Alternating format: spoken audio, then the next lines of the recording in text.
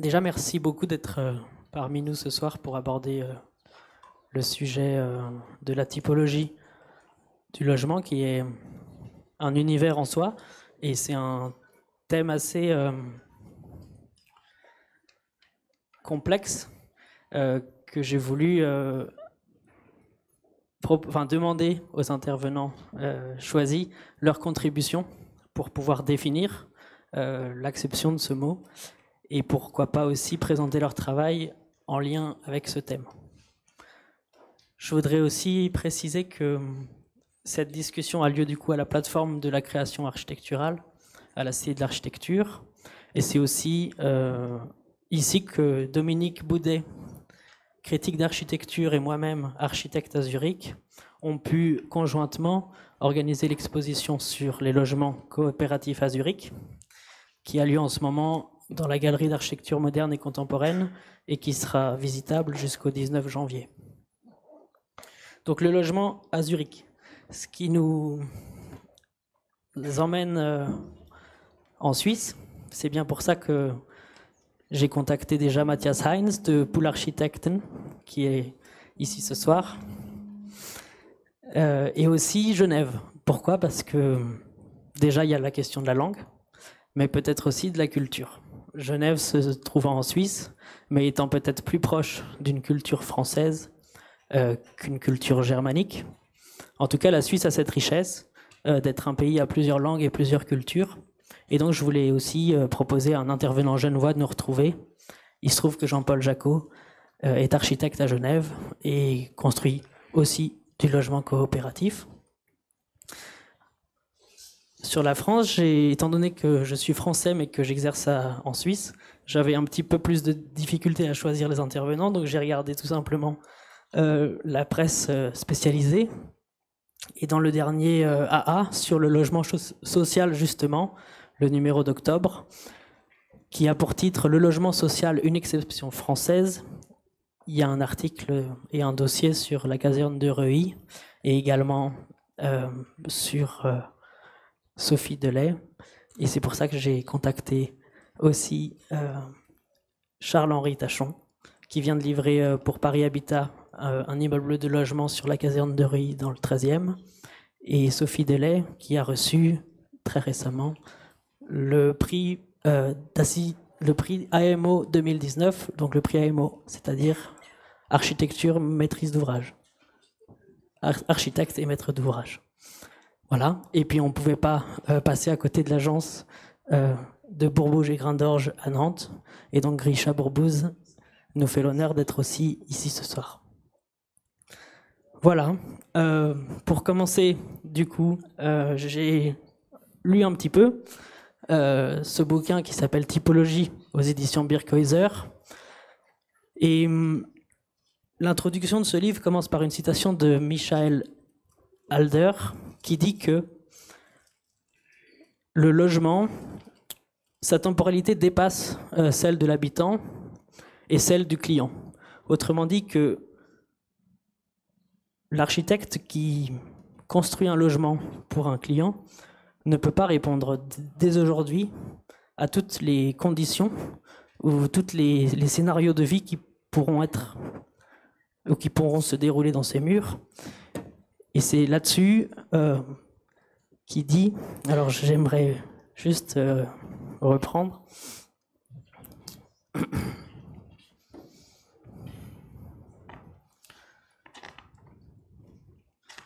Excusez-moi.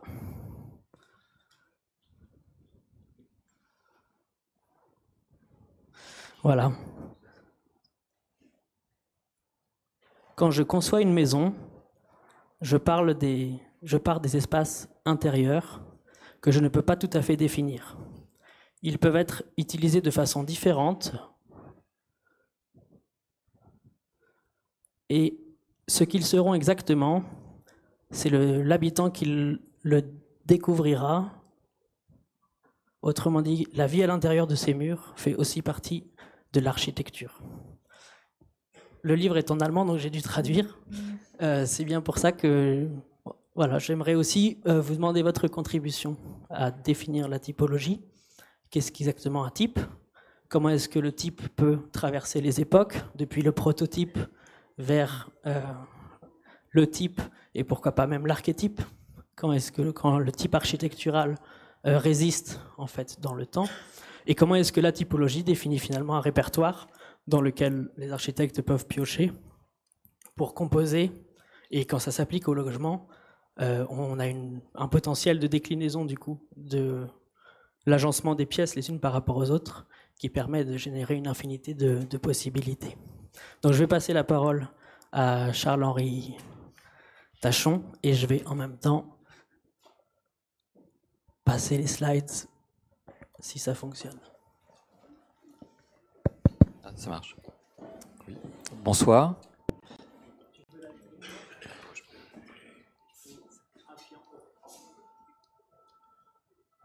Merci. Une fois n'est pas coutume, on commence par la fin de l'alphabet. Martin nous avait, en nous proposant de participer, nous a demandé voilà, quelques images de référence. Il avait dit 5. J'ai l'impression qu'en bon architecte, personne n'a respecté ce format-là, donc ça va être assez varié. Donc voilà, il y en a un peu plus ici. Et dans ces quelques images, pour moi, il y a une sorte d'idéal du logement, et plutôt du logement collectif, qui est l'immeuble Villa de Le Corbusier. Assez simplement parce que c'est un immeuble d'habitat collectif, mais que finalement, le lieu où l'on vit, c'est une maison. Une maison parce qu'il y a un espace extérieur, et une maison parce qu'il y a un escalier et un étage. Et j'ai l'impression que dans une partie de notre production à l'agence et dans une partie de la production en général, on court tous après cette espèce de rêve ou de mythe de pouvoir offrir ça, ce type d'espace et ce type de proposition dans un immeuble collectif. Alors il y a une personne qui l'a réalisé d'une certaine manière, c'est Charles Correa à Mumbai, où il pousse cette chose un peu plus loin. Donc c'est en fait des logements un peu luxueux et qui sont très très grands, mais je trouve que la sensation qui est proposée dans cette espèce de loggia en double hauteur en plein ciel, peut-être c'est la plus belle manière d'habiter en ville, et ça reste pour moi une sorte d'image voilà, de quête qui me pousse au quotidien et voilà, que je trouve absolument passionnante et fascinante. Bon, vous n'avez pas la coupe ni le plan de logement, mais c'est assez incroyable. Et puis il y a un autre volet sur la question de la typologie, où on pose souvent aujourd'hui la question de comment on adapte les logements à notre mode de vie contemporain.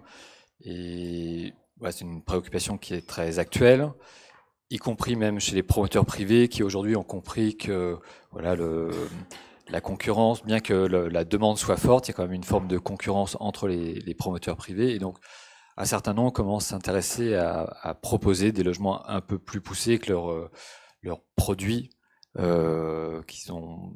qu'ils avaient pendant des années et des années.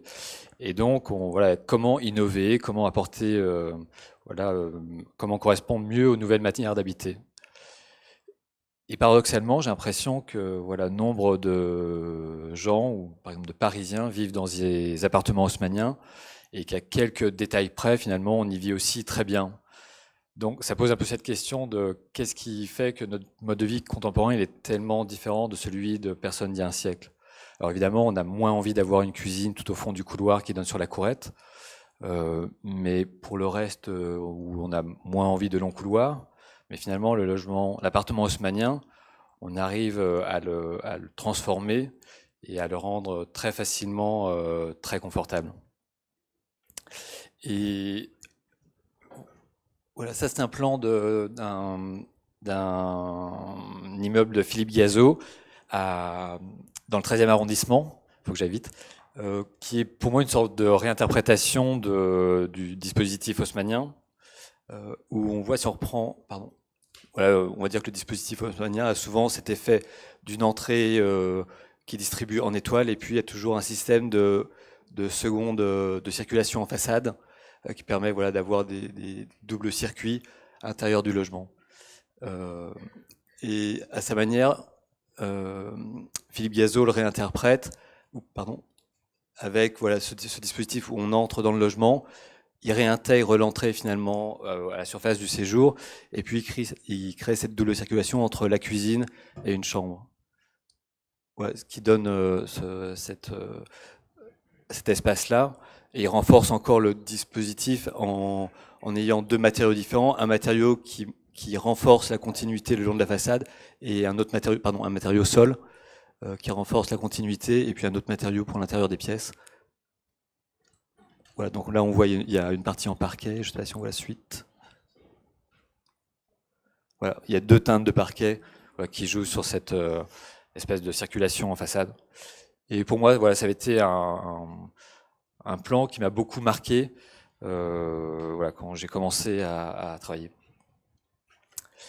Et puis après, voilà, je pense que dans cette évolution du logement, et voilà, depuis, je pense que la première question dans le logement, en tout cas en France, c'est la question de la surface, et comment est-ce qu'on essaye d'offrir plus d'espace possible pour la même surface au sol.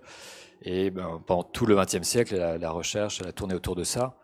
Et je pense qu'une des dernières contributions vraiment fortes, celle de Yves Lion et François Leclerc, sur un travail qu'ils ont appelé la bande active et la façade active, où ils essayaient de concentrer finalement les pièces, ou à revoir un peu l'organisation des pièces, et où remettaient notamment en cause un peu la question de l'intimité, en mettant en façade les pièces humides, que ce soit la cuisine ou aussi les salles de bain, et en réduisant ainsi les surfaces, en jouant sur des systèmes de double transparence, ils redonnaient de la surface aux pièces de vie, chambres et salons.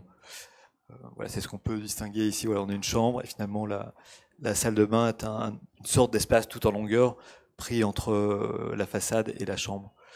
Donc c'est une sorte, voilà, il y a eu deux immeubles qui ont été construits dans une sorte d'évolution de ce modèle-là. Ça n'a pas donné plus, mais voilà, je pense que c'était une très intéressante recherche. Voilà, d'autres illustrations. Voilà, là où on voit la cuisine, voilà, à nouveau, qui se trouve le long de la façade.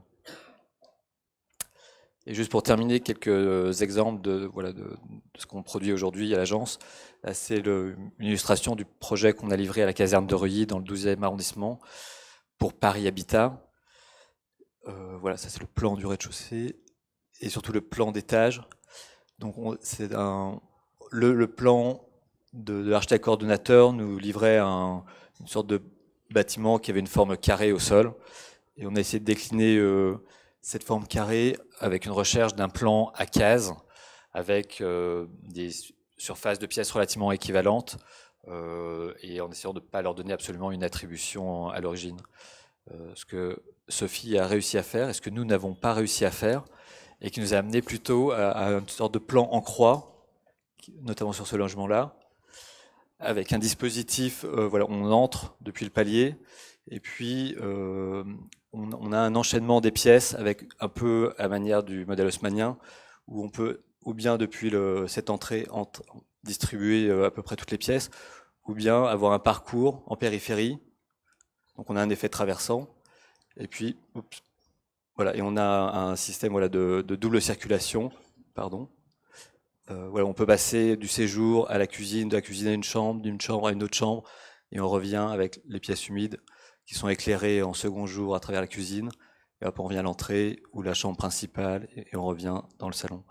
Et tout ça s'ouvrant sur un espace de loggia à plein ouest. Et donc ça donne cette vue-là, c'est une vue depuis la loggia, voilà, où on voit toute la profondeur que ça peut créer.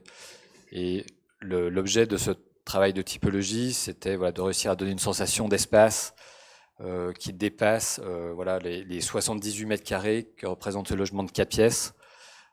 Et en travaillant sur les continuités, sur l'enchaînement des pièces, en travaillant sur les perspectives intérieures, sur l'alignement des ouvertures, on arrive à ouvrir ce sentiment d'espace. Voilà les diverses vues.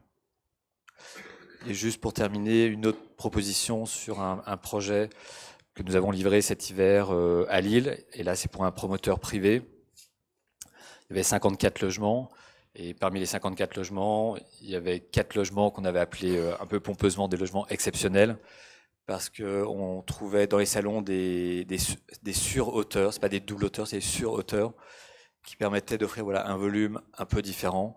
dans des logements qui restent traversants, mais qui s'entrecroisent, avec voilà, chacun une orientation, l'un avec sa double hauteur à l'est et l'autre avec sa double hauteur à l'ouest.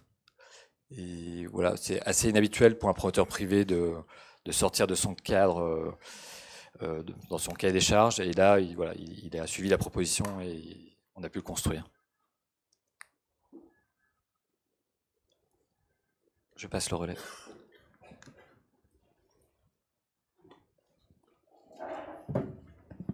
Juste pour préciser peut-être, j'ai demandé à chaque intervenant une interprétation de ce que pourrait être la typologie selon eux, et aussi quel est le rapport qu'entretient le travail de leur agence à la typologie. Et voilà, j'ai identifié Sophie Delay très récemment, et c'est un petit peu l'invité surprise de notre plateau, ce qui est réjouissant puisqu'il s'agit de la seule femme. Oui, donc je vais un peu improviser, en fait, c'est ça que ça veut dire. Je vais vous parler d'un projet de 40 logements à Dijon qui travaille sur des logements qui sont modulables. C'est-à-dire qu'on a travaillé sur un projet dont l'unité de travail n'a pas été le logement, mais la pièce, une pièce carrée de 3,60 m de côté, qu'on a composé pour reformuler le programme du maître d'ouvrage en non pas 40 logements, mais 240 pièces. Donc on a fait une espèce de conversion du programme pour travailler différemment, c'est-à-dire que cette pièce, où est-ce que c'est ? Voilà. Un logement peut être constitué, donc 2 pièces forment un séjour de 26 mètres carrés. Les chambres sont carrées aussi, elles font toutes 13 mètres carrés. Et puis on a toujours un espace extérieur qui est ou une loggia ou une terrasse qui fait 13 mètres carrés. Puis après il y a des demi-pièces qui sont les pièces d'eau, les cuisines et les salles de bain qui elles sont attribuées dans le plan. 13 mètres carrés, c'est un peu particulier dans le logement social en France parce que c'est pas 9 mètres carrés pour une petite chambre, 12 mètres carrés pour une grande chambre, 20 mètres carrés pour un séjour, ça n'existe pas vraiment. Donc en fait, les pièces, elles sont désassignées, c'est-à-dire que les programmes peuvent se trouver librement dans chacune des pièces. Et il n'y a pas non plus de hiérarchie entre les petites chambres, les grandes chambres, etc. C'est un système assez horizontal. Donc le plan du logement, il est composé de 2 pièces non attribuées. Ici, c'est l'équivalent d'un type, ce qu'on appelle un type 3 dans les programmes. Donc ici, il y a 1 pièce, 2 pièces, 3 pièces, 4 pièces, les 2 demi-pièces, la cuisine et la salle de bain, et une pièce extérieure qui est la loggia, avec la cuisine qui est systématiquement ventilée et éclairée naturellement sur la loggia. Et chacune de ces pièces, en fait, elle est mise en réseau avec les autres pièces par des grands coulissants en bois qui permettent en fait à chacun de s'installer dans ce logement assez librement, de disposer les chambres où il le souhaite, de disposer le séjour où il le souhaite. Voilà, donc là vous êtes dans la loggia, vous avez la cuisine ici qui est sur le côté, puis là la pièce centrale. Donc si on prend le logement initial que je vous ai montré tout à l'heure, et qu'une famille dite traditionnelle, conventionnelle d'un couple avec enfants, ce qui correspond à un type 3, vient s'installer, elle a plusieurs possibilités. Soit d'installer les 2 chambres ici et là, et constituer une espèce de séjour comme ça, traversant avec les 2 pièces en enfilade et puis la loggia, ou d'installer les chambres ici en diagonale pour constituer un séjour loggia en diagonale qui vient étirer comme ça dans la plus grande dimension la pièce de jour, ou encore le plus traditionnel, on va dire, d'installer les 2 chambres d'un côté pour constituer autour de la loggia un séjour en configuration groupée. Voilà, ça c'est les 3 photos de ces séjours, ici en configuration traversante, diagonale ou groupée. Donc l'idée c'est que déjà chacun puisse s'installer assez librement dans le logement, mais c'est aussi que finalement chaque pièce est un petit séjour. On séjourne dans chacune des pièces puisqu'elles sont plus grandes qu'une chambre. Aujourd'hui, moi j'y suis allée cette semaine et les chambres sont plus que des chambres en fait. Il y a des bureaux, enfin pour les enfants en tout cas, sont plus que les chambres habituelles. Donc les pièces sont habitées différemment, mais surtout même dans un principe conventionnel, c'est-à-dire que c'est le logement habité de manière conventionnelle avec 2 chambres d'un côté, on se rend compte que dans une même journée, dans une même semaine, le séjour dont je vous parlais de cette manière-là mute. C'est-à-dire qu'on peut être chacun dans sa petite pièce, on peut avoir des séjours, on peut avoir un plateau complètement ouvert, un grand séjour, mais aussi on peut avoir les enfants qui jouent et c'est 4 heures, etc., et qui ont leur séjour improvisé dans la journée parce qu'ils sont seuls dans la maison. Ou, enfin voilà, on a une manière d'habiter le logement qui est libérée comme ça. Et évidemment, ce même logement, il est aussi, il invite à d'autres modes de vie, c'est-à-dire par exemple du coworking, du co-living, faire de la colocation, puisque chaque chambre peut avoir un grand lit double ou alors avoir un petit lit, un bureau, etc. Et puis une salle à manger ou un séjour, un salon au centre. Et le principe de la loggia permet pour une grande partie des logements, parce que les logements sont accessibles soit par le chœur, soit par la loggia, et permettent de dissocier, possiblement, il y a 2 entrées, c'est-à-dire qu'on peut dissocier une pièce et travailler chez soi, avoir un petit bureau professionnel ici, ou pouvoir rentrer ici dans son séjour. Voilà, ça je ne sais pas si c'est très important d'écrire. C'est une façade épaisse qui comprend tous les rangements en fait, puisque chaque pièce répond à toutes les normes. Chaque pièce peut devenir un séjour, donc à toutes les contraintes d'un séjour, d'éclairement, de prise électrique, etc., mais aussi de chambre. Donc il y a des rangements, il y a des rideaux pour la nuit, etc. Donc on a 2 types de fenêtres, une fenêtre côté jardin dans laquelle on peut s'asseoir, etc. Et on a une côté ville où on se tient debout, et c'est une espèce d'ultime espace secret qui est assez intéressant, c'est-à-dire qu'on est chez soi, mais on peut être seul en ville. C'est-à-dire qu'on peut fermer le rideau derrière soi, on a comme ça une petite alcôve de 2 mètres carrés où on se trouve en rapport direct de l'ultime intime avec le public. Ce sont des sujets qui m'intéressent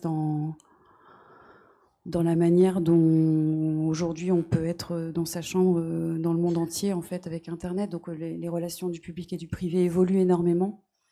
Donc ce sont aussi des choses qu'en tant qu'architecte on manipule. Donc voilà, c'est un petit essai sur le sujet. Voilà, donc toutes les typologies sont différentes. Vous verrez qu'on est dans un immeuble à gradins et que finalement cette espèce de grammaire à partir d'une pièce unique et d'un immeuble qui construit une multitude de situations fait que quasiment tous les logements sont différents et que dans la même enveloppe, on se trouve en fait entre des maisons individuelles et des futurs immeubles collectifs. Dans cette même enveloppe, on fait cohabiter différentes manières d'habiter, c'est-à-dire à la fois de l'individuel, à la fois de l'intermédiaire, de l'individuel superposé, du collectif. Parce qu'en fait, au départ, étaient prévus 2 immeubles et finalement... l'enjeu de notre immeuble, pour nous, était de faire cohabiter justement ce futur quartier collectif avec ces petites maisons. Donc on a pris cette responsabilité dans notre îlot même. Voilà. Excuse-moi si je peux me permettre, je ne sais pas si tu l'as précisé, mais combien il fait le T3 en mètres carrés, en surface? Il fait 5 x 13, 65 mètres carrés, ce qui est la taille de notre programme. Voilà, puis après, il y a un espace partagé qui est intégré. C'est un peu long, peut-être, je ne sais pas. Ouais. Voilà, dans les 240 pièces, donc 40 logements, 240 pièces, on a intégré une dizaine de pièces pour un espace partagé qui est à l'angle en fait du bâtiment ici, qui est accessible depuis un grand porche commun. Les 40 familles habitent dans la même enveloppe et rentrent dans ce grand porche commun qui accueille les boîtes aux lettres, les vélos, etc. Je voulais vous montrer... Voilà, donc c'est une grande... le porche commun est ici, et puis on accède à un grand espace commun avec une cuisine équipée, et puis un espace extérieur. Voilà. 2 minutes, c'est juste un autre immeuble dans lequel on a fait une circulation. Charles-Henri, tu parlais tout à l'heure du plaisir en Suisse d'avoir des escaliers non encloisonnés. Et nous, c'est un problème parce que en France, on doit encloisonner tous les escaliers de circulation. Et donc, on n'a pas cette capacité à décloisonner les circulations entre logements. Donc ça, c'est juste un projet qui manifeste la dimension un peu collective de l'immeuble et qui propose une circulation en diagonale dans l'immeuble, de plein air, en fait, et qui fait une espèce de... qui fait une espèce de parcours dans les entrailles de l'immeuble et qui permet d'aller d'étage en étage par des grands porches collectifs. Voilà. Je m'arrête là. Richard, je vais passer après.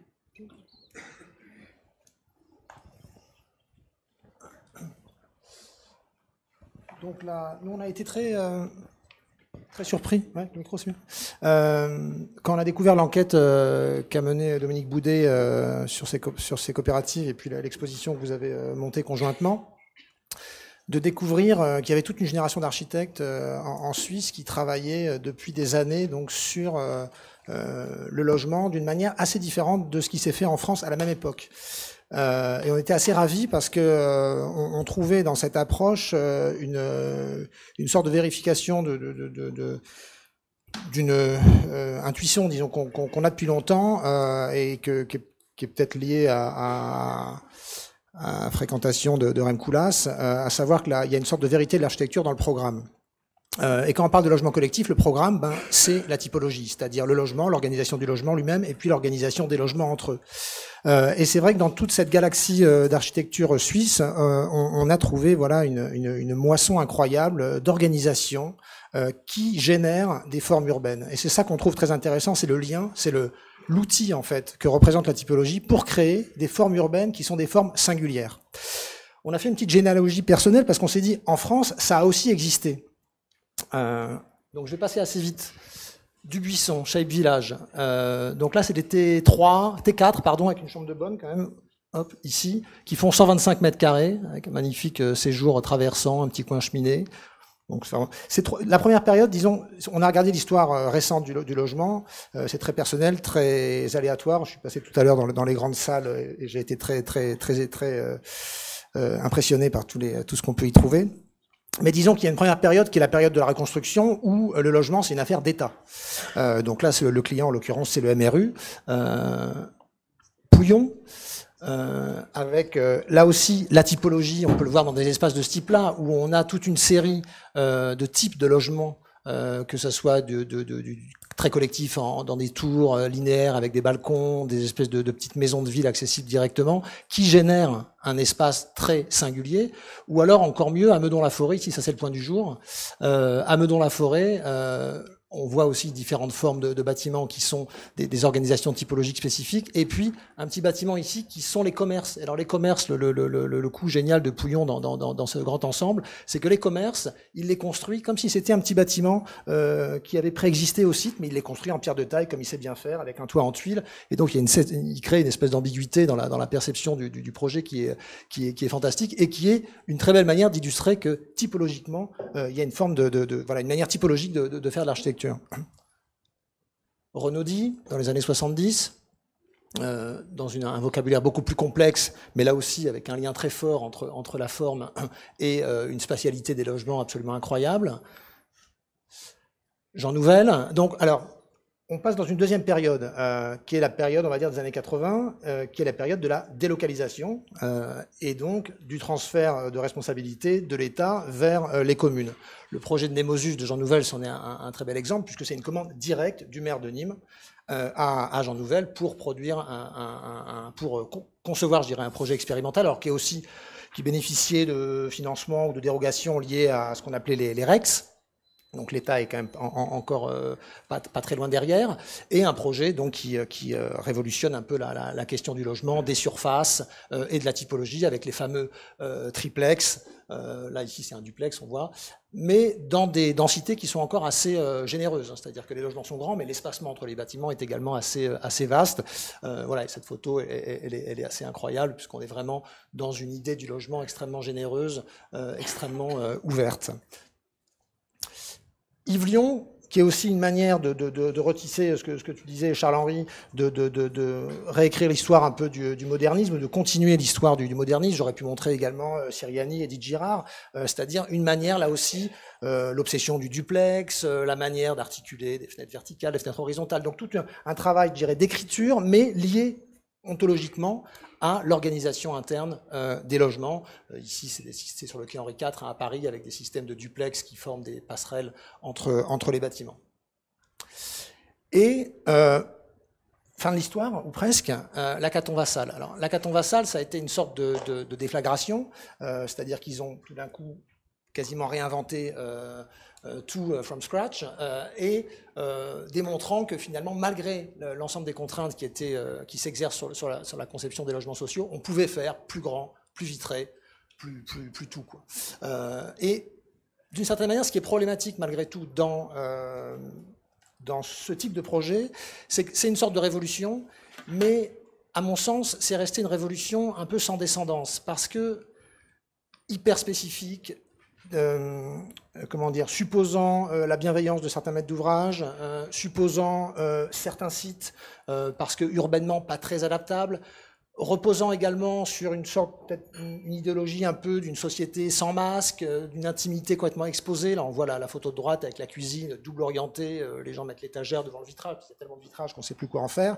Donc, fantastique, je veux dire, incroyable, mais en même temps, difficile à s'accaparer. Oups, pardon, je suis dans le mauvais sens. Et ensuite, moi, le sentiment que j'ai eu depuis 20 ans, et c'est très simpliste, je m'en excuse, mais ça a été de vivre un peu à contre-courant par rapport à la production courante de logements. Parce que la période dans laquelle on est rentré dans les années 2000, pour faire vite, c'est la période de la privatisation. C'est-à-dire que le logement n'est plus une affaire d'État, n'est plus une affaire locale, c'est une affaire de promoteurs. Et c'est vrai que là, les choses se compliquent un petit peu, à la fois en termes de production et également pour les architectes. Ça, c'est un exemple parmi d'autres d'une architecture qui est conçue de l'extérieur, à mon sens, c'est-à-dire sculpté, mais où le plan n'a plus de logique en soi et où le plan est une sorte de victime collatérale un peu de la conception. Ce qui pose, à mon sens, un certain nombre de problèmes. Et encore une fois, ces architectes, Ammonique et Masson, font dans d'autres contextes d'autres types de projets. Donc c'est le contexte de la commande qui conduit à une certaine conception de l'architecture. Hop, excusez-moi. Voilà. Et pour montrer deux exemples très récents qui s'intéressent aussi à la question du logement de manière, me semble-t-il, également un peu problématique, deux architectes qui sont parmi les plus talentueux de notre génération, Lannes, dans un projet livré très récemment à Nantes, où, d'une certaine manière, dans cette envie de ne plus parler de composition architecturale, de s'orienter vers une architecture complètement abstraite, faut que j'aille plus vite, voilà, une architecture complètement abstraite, une sorte d'hyper-affirmation de la fenêtre. On en vient à proposer des projets qui sont superbes, hein, d'une certaine manière, c'est des volumes extrêmement sveltes, urbanement une présence assez incroyable, mais qui reposent, dont la beauté repose sur des dispositifs, comment dire, d'usage complètement absurde, à mon sens. Ici, des fenêtres qui sont situées au niveau du sol, fermées par des grilles, des loggias hyper fermés, des allèges à 1,20 m, 1,30 m, enfin, toute une série de dispositifs qui font que, me semble-t-il, c'est une sorte de talent utilisé de la mauvaise manière. Ou, autre, exemple par des architectes tout aussi talentueux. J'ai pris ces deux architectes parce que c'est presque les plus connus aujourd'hui en France et également au niveau international. Mais me semble-t-il, leur approche du logement est un peu problématique. Ici, c'est pas l'hyper-affirmation de la fenêtre, c'est la disparition de la fenêtre, c'est-à-dire que les façades, elles sont soit toutes vitrées, soit pleines, aveugles. Et on se retrouve finalement dans un dispositif où, voilà, ici, hein, la salle de bain éclairée, qui est d'une certaine manière aussi un un dommage collatéral, c'est-à-dire que c'est pas une salle de bain en façade parce qu'on a souhaité que la salle de bain soit en façade, c'est une salle de bain en façade parce que le système architectural fait que, par chance, et parce que là aussi c'est une architecture d'une certaine manière un peu de niche, c'est-à-dire maître d'ouvrage extrêmement prospère, situation très spécifique, qui me semble difficilement adaptable. Nous, ce qui nous intéresse, c'est au contraire de considérer que le logement, en tant que programme, c'est un programme hétérogène. C'est un programme hétérogène, c'est-à-dire qu'une chambre, un séjour, cage d'escalier, une cuisine ne nécessite pas forcément le même degré d'ouverture, le même type d'organisation. Et de fait, c'est une force pour les projets. Et on pense que cette hétérogénéité, elle doit être le fondement, voilà, pour la construction, je dirais, le façonnage d'un concept architectural. Donc on va l'illustrer très rapidement avec deux projets qu'on a livrés récemment. À Nantes, un grand îlot de 130 logements, où on a notamment une grande façade située au nord sur 80 mètres de long. Et la question qui s'est posée, je ne vais pas parler de l'ensemble du projet, mais d'un point précis, c'était de savoir qu'est-ce qu'on faisait avec cette grande façade nord et qu'est-ce qu'on faisait notamment avec l'organisation au sol, au niveau du rez-de-chaussée, de cette grande façade, en sachant qu'on ne pouvait pas y disposer des surfaces commerciales.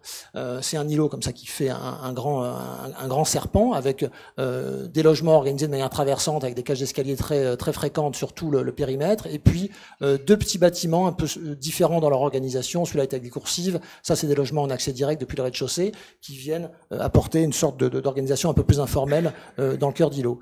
On voit ici, voilà, en plan, le grand serpent, les loggias situés au sud et à l'ouest, et puis cette grande façade nord, donc beaucoup plus lisse, avec les cages d'escalier, le système de logement traversant. En fait, la réflexion qu'on a eue, qui est donc une réflexion à mon sens typologique, c'est de dire, si on veut donner un sens à ces rez-de-chaussée situés au niveau de la rue, qui ne sont pas commerciaux, ça sera donc des logements, comment on fait pour habiter en rez-de-chaussée, en ville? Donc notre réponse a été celle-là, vous voyez absolument rien, mais c'est pas grave, c'est de faire des logements traversants plus étroits que le bâtiment qui est situé au-dessus. Ils ont un petit jardin sur cour relativement protégé, et ils ont une petite courette d'entrée qui est située directement sur la rue, qui est donc pas une terrasse à proprement parler, mais qui est une sorte de masque qui fait 2 mètres de haut et qui offre une petite cour, on peut ranger son vélo, mettre une plante, et qui protège les pièces qui sont situées derrière. On a séjour cuisine, salle à manger au rez-de-chaussée, et puis 3 chambres à l'étage, et c'est également un logement, vu qu'on a 4 mètres sous plafond ici, qui peut muter et accueillir uniquement une petite activité professionnelle au rez-de-chaussée, et puis un T2 à l'étage. Et donc l'organisation, l'ensemble du rez-de-chaussée, vous voyez, est organisé avec ces 2 volumes qui viennent qualifier, voilà, on le voit ici avec la façade, vous voyez ici les éléments en tôle perforée, on a 3,50 m ou 4 mètres sous plafond, pardon, au rez-de-chaussée, et donc cette clôture perforée, elle n'occupe que les 2 premiers mètres, donc les pièces derrière reçoivent toujours assez de lumière, et on a donc ces grands porches à rez-de-chaussée qui sont habités, c'est-à-dire qu'il y a des petits portillons qui permettent au logement de rentrer chacun chez soi de manière quasiment individuelle, et puis une organisation collective située au-dessus. Voilà. Et là, on voit ici le logement. Donc là, c'est le logement vu, on voit côté jardin avec l'espace central. Et puis ici, on est côté jardin et on regarde vers la rue. Puis vous voyez ici l'effet les tôles perforées depuis l'intérieur sont relativement perméables. Et on a donc un espace de vie à rez-de-chaussée qui permet de qualifier, je dirais, positivement les 80 mètres linéaires de la rue. Et on voit ici, voilà, le petit jardin, par exemple, côté cour, donc qui est ici protégé juste avec des petites palissades sur 1,50 m, et le jardin central avec l'organisation collective en haut, et puis l'organisation plus individuelle sur le bas. Un autre projet où on retrouve un peu ce dispositif à plus grande échelle, c'est un concours qu'on a perdu à Mérignac, un grand site avec des pavillons, un parking silo, et une organisation donc très clivée, avec des grands volumes R+4, R+6 sur le pourtour, et des bâtiments R+1 ou R+2 pour faire la jonction avec le secteur pavillonnaire. Et ce système, on le décline en fait de cette manière-là, c'est-à-dire que la strate basse, les 2 premiers niveaux, sont uniquement dédiés à des activités auxquelles on pourra accéder directement par les façades. Elles ne sont pas distribuées par des organisations collectives. Donc ça vaut bien sûr pour les commerces qui sont situés de ce côté-là, mais ça vaut également pour tous les logements qui sont situés ici. Donc là, on voit tous les accès privatifs pour les logements. Donc à la fois ceux qui sont dans les petites maisonnées, mais également ceux qui sont sous les bâtiments collectifs. Bon, là, vous voyez pas grand-chose, des petits jardins. Et les distributions collectives, donc purement collectives ici, et puis qui viennent sur le toit des petits bâtiments pour cela. Donc on voit voilà cette organisation très tranchée avec donc toute la partie en accès direct sur les 2 premiers niveaux, et puis la partie plus collective située au-dessus. Voilà. Et donc on a un catalogue de plans avec ça, c'est tous les bâtiments collectifs qui sont situés dans différentes situations. C'est-à-dire que celui-là, c'est le bâtiment qui est le plus exposé sur le boulevard et qui est le seul à bénéficier d'une épaisseur de balcon sur tout son périmètre, avec des systèmes de logement, avec un petit vestibule, un séjour cuisine et un séjour salle à manger. Je veux dire, il y a une petite cuisine située en espèce de cabine de pilotage devant le logement. Les logements qu'on appelait recto verso, c'est-à-dire qu'on vient pivoter le plan d'un côté ou de l'autre parce qu'ils sont est-ouest et qui permettent d'avoir sur chaque façade du bâtiment une partie balcon, une partie lisse, et des logements plutôt patio, c'est-à-dire où l'espace extérieur est situé au cœur du logement, qui sont également est-ouest. Et là, on a les petites maisons qui sont vraiment des volumes en duplex. Voilà. Et chaque logement, donc ça, c'est le logement patio, avec donc l'espace extérieur qui est situé à l'intérieur du logement, de certaine manière, le plus introverti. Le logement recto verso, donc avec le grand espace extérieur plus ouvert sur le paysage urbain. Les petites maisons en duplex, où comme on n'a pas de problème acoustique, on peut utiliser un vrai plancher bois avec leur petit jardin clôturé, et les logements qui sont situés au-dessus de ces petites maisons sur des coursives avec des séjours cuisine traversants. Et donc chaque type de logement génère une forme urbaine, un bâtiment, je dirais, qui a ses spécificités. On voit ici les petites maisons, les logements en coursive au-dessus des petites maisons, et les mêmes logements qu'on va retrouver sous les bâtiments collectifs et les bâtiments collectifs qui sont situés au-dessus.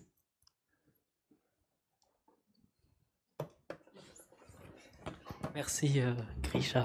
On va partir du coup un peu plus... On était à l'ouest, à Nantes, on va partir du coup à l'est, du côté de Genève. Jean-Paul, tu peux continuer. Merci.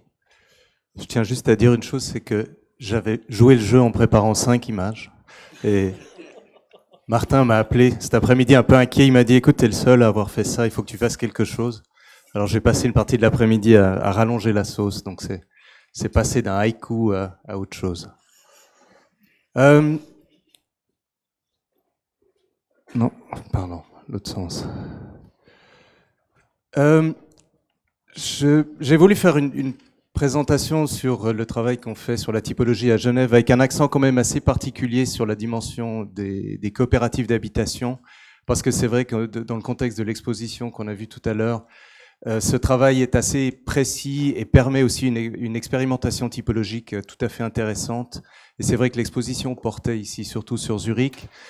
C'est vrai qu'à Genève, maintenant, les coopératives commencent à se développer de manière très forte. Et j'ai voulu commencer par cette image qui est assez parlante, disons pour la Suisse en tout cas, en termes de taille de 3 cantons, le canton de Vaud, le canton de Zurich et le canton de Genève, avec des densités d'habitants au kilomètre carré qui vous montrent qu'on est à Genève sur un territoire très restreint, avec une densité d'habitation très forte, avec des grandes questions de pénurie de logement, de difficultés d'habitation.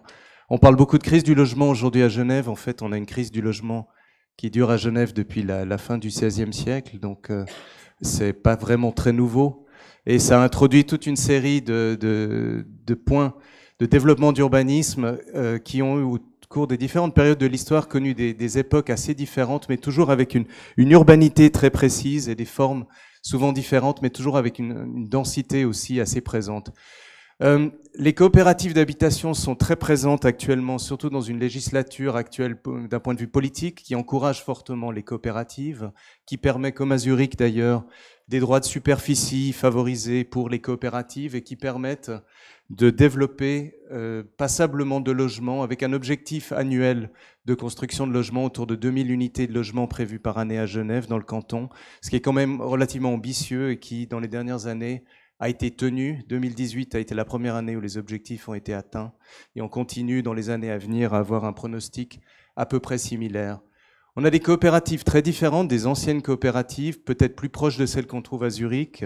Ici, la SCHG, la Société coopérative d'habitat genevoise, qui a 100 ans et qui a des logements, qui fournit des logements d'un caractère, je dirais, avec tous les guillemets de rigueur, assez ordinaire, dans le sens où leur objectif est de fournir du logement à leurs coopérateurs sans avoir des enjeux ni sociaux, ni particulièrement une ambition communautaire pour les différents types de logements. Ici, des logements des années 50 qui sont très aimés, très appréciés, dans un registre, je dirais, plus ordinaire.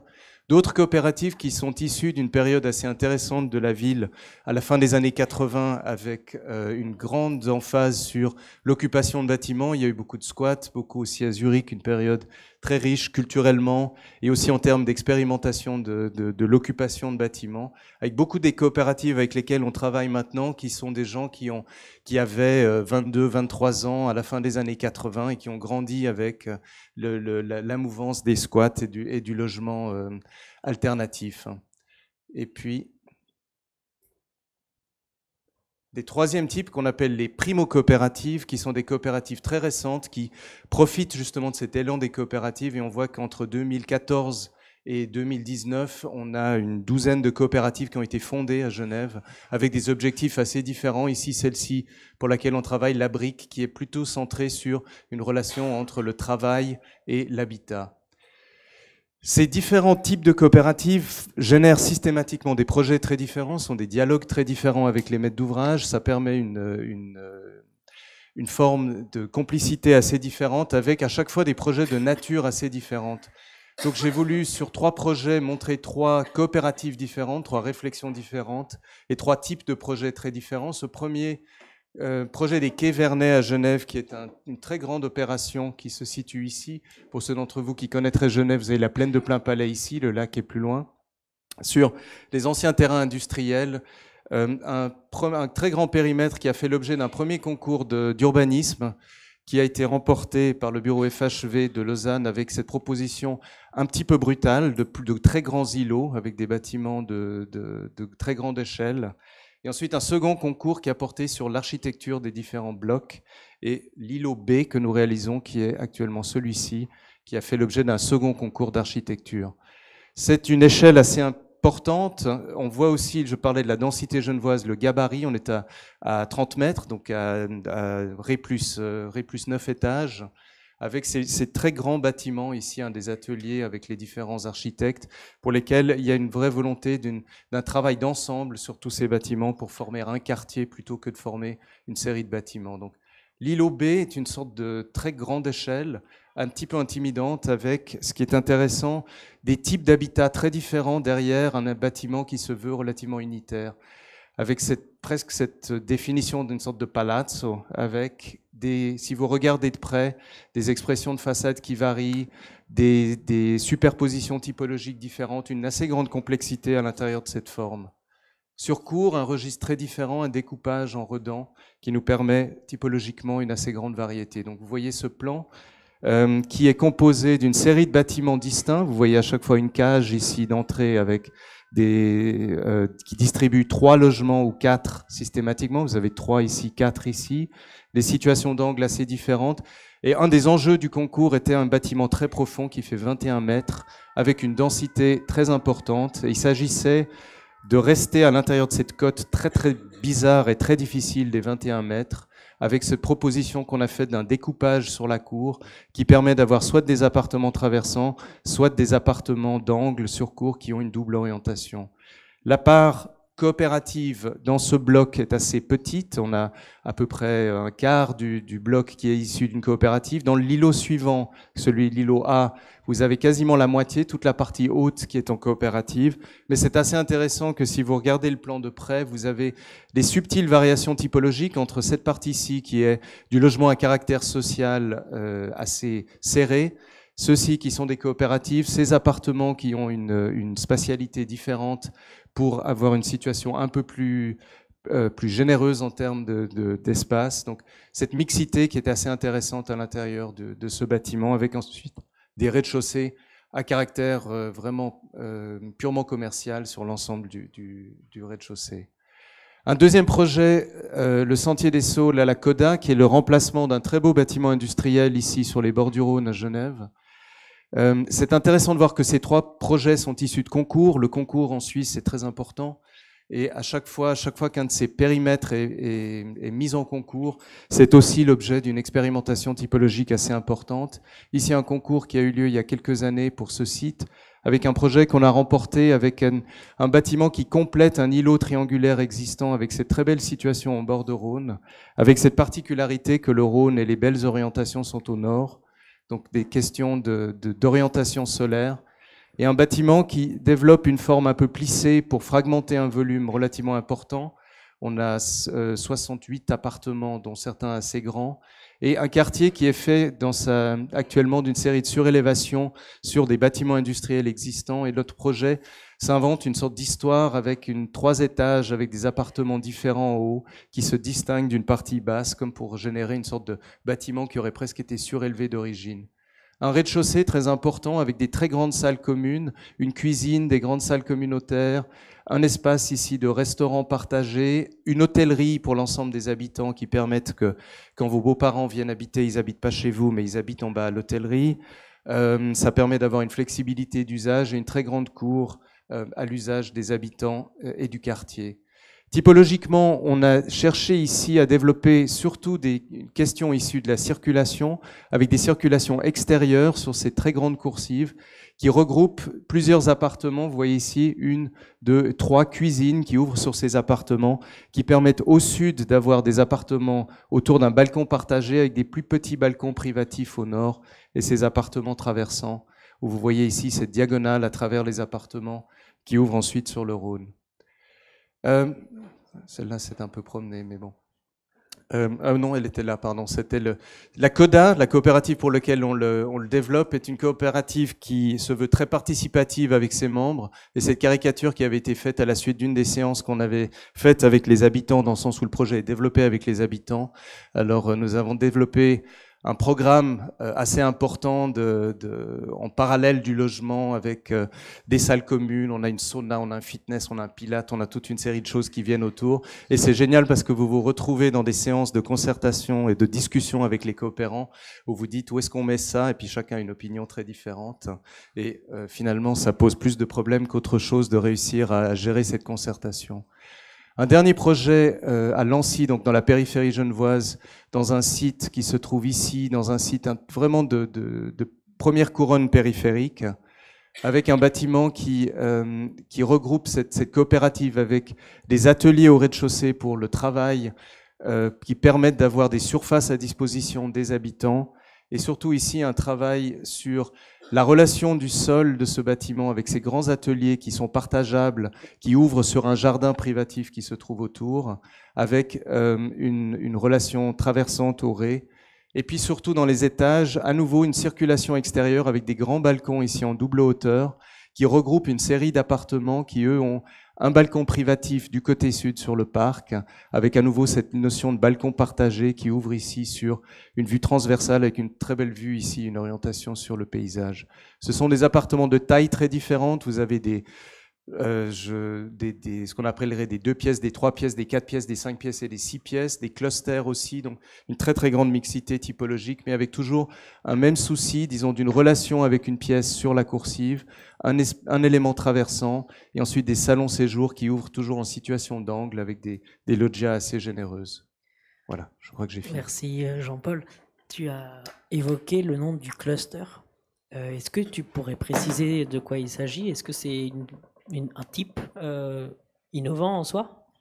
Je crois que c'est une invention zurichoise, non? Le terme de cluster, c'est un type d'appartement qui devient assez récurrent, qui est en quelque sorte en train de devenir très courant dans la production, qui regroupe, on a vu des projets en haut, notamment à Merelswohnen à Zurich, avec des appartements dans l'appartement, c'est-à-dire qu'on a des unités avec une chambre ou 2 ou parfois même 3 chambres, une petite kitchenette, une salle de bain, qui se regroupent à 2, 3, 4 ou 5 autour d'espaces partagés, de cuisine, de salons, qui permettent en fait par la mise en commun d'une série d'éléments, notamment d'espaces de séjour ou d'espaces de vie, d'avoir plusieurs échelles de vie, c'est-à-dire qu'on peut vivre dans son unité plus petite, mais en même temps avoir un mode de vie partagé, ce qui est assez intéressant en termes de mixité, de sociabilité, et même par rapport à des modes d'habitat très contemporains, de familles monoparentales, de générationnellement, d'avoir des personnes âgées qui vivent avec des jeunes familles. Enfin, ça génère toute une série de dynamiques intéressantes. Et qui permet peut-être aussi d'absorber un parcours résidentiel qui est aussi un sujet pour les maîtres d'ouvrage, où le modèle du foyer peut évoluer dans le temps, j'imagine. Tout va bien ? Maintenant, Mathias, est-ce que tu peux éventuellement nous parler d'une publication assez récente de votre agence qui s'appelle Poulologie. Ça a, à mon avis, beaucoup à voir avec la typologie et avec ce que vous pouvez développer comme réflexion, que ce soit à l'agence ou dans une chaire d'enseignement que vous avez eue à la TU de Berlin. Je te laisse la parole. C'est les deux. Ça va être difficile maintenant de finir après tous ces projets inspirants. Moi, pour contribuer aussi au débat après, j'ai amené pas des projets spécifiques, mais un extrait de ce livre qu'on a fait, qu'on a sorti début cette année. Et puis, il s'appelle la poulologie, c'est un peu aussi une blague, la poulologie du logement. Alors, notre interprétation du logement, et c'est basé sur des plans. Alors, il y a tous les plans dans la même échelle de tous les logements qu'on a fait, qu'on a dessinés. Alors, tous les concours. De ceux-là, je crois, il y a 70 projets, et puis peut-être on a fait 20, on a construit, alors c'est tous les projets dedans, et c'est un peu notre idée de travailler. Alors, vous voyez qu'on est carrément des je sais pas, des accros, des addicts des plans et de la typologie. Alors pour nous, dans le logement, c'est le plus important. Et puis j'étais aussi heureux de voir tous les autres plans maintenant avec les autres projets, parce que nous, on pense que le plan d'étage, c'est aussi un langage international que je trouve c'est toujours le plus important. Et là, il y a tout plein il y a plein de livres sur les typologies, qui essayent aussi de différentes manières de les cadrer, de les mettre dans des groupes, et c'est pas toujours évident. Et nous, dans le livre, on a échoué aussi de trouver un règlement, et à la fin, on l'a juste montré comme ça. C'est le graphiste qui les a mis ensemble. Et puis, c'est vraiment l'idée de faire un livre qui est un outil de travail. Et puis c'est aussi la manière comme nous on travaille. On regarde tout plein des projets, surtout des autres agences, des autres siècles aussi, et puis on se laisse inspirer de ces plans, et on essaye toujours de travailler et puis de retravailler et reprendre des idées. Et je crois que ça, c'est une manière qui est pour nous très important. Pour aussi avancer dans l'architecture, parce qu'on pense que c'est un dialogue. Et je crois qu'on voit l'exposition, on voit bien, il y a tant de projets, des différents bureaux, tous des agences de Zurich. Et puis, on a avant discuté aussi cette manière du concours, que parfois on est compétiteur, parfois on est jury. Et puis, c'est très important ce dialogue qu'on a entre les bureaux, qu'on essaye toujours d'avancer, de réinterpréter, peut-être de faire des inventions, même si je pense qu'il n'y a plus des inventions dans l'architecture, mais il y a toujours un autre mode d'interprétation. Et cette image, c'est une collection. Alors, c'est aussi une partie dans le livre des projets des étudiants. On était 4 ans à la TU Berlin, professeur. Et ça, c'est juste une collection pour montrer l'importance pour nous de travailler aussi avec des inspirations, des références. Et là, vous avez beaucoup de références, vraiment des très vieilles architectures, toute une différente mode de vie qu'on a mis ensemble avec des projets de nous. Là, il y a, disons par exemple, un projet de Zollhaus qu'on n'a pas gagné. En haut, il y a le projet vainqueur, mais attends, j'étais trop vite. C'est une interprétation d'un grand hôtel. Alors là, on a repris une idée d'une typologie qui n'est pas directement une typologie de logement. Et après, on continue un peu dans une autre échelle, la même chose, tous les projets qu'on a réalisés sur des plans ameubler, parce que le livre il n'est pas autant grand, alors c'est sur 150, tous les plans dans la même échelle. Et là, c'est déjà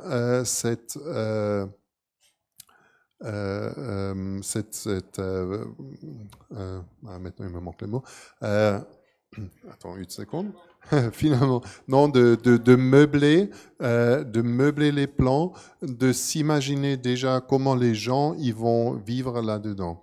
Et puis, je crois, à côté de la typologie tout abstrait, c'est très important, après dans le détail, dans un logement, dans un appartement, vraiment de s'imaginer comment on peut vivre dans des appartements comme ça.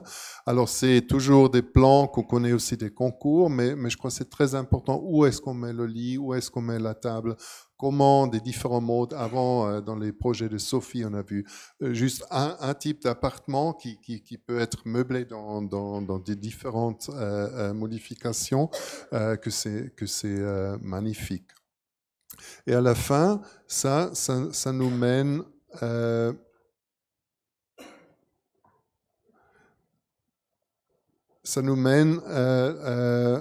dans ces cultures de l'intérieur. Alors, j'ai quand même apporté encore quelques images. Ce que vous voyez ici, c'est des modèles. C'est des modèles, des maquettes, pardon.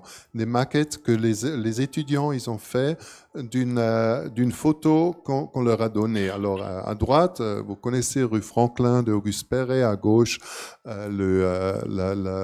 l'appartement de Gio Ponti à Milan.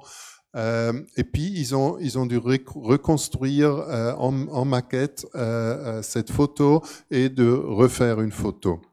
Et ce exercice, je pense que c'est un exercice très important qui montre un peu l'importance de penser aussi à la fin les typologies, comment on va les meubler, comment on va les habiter.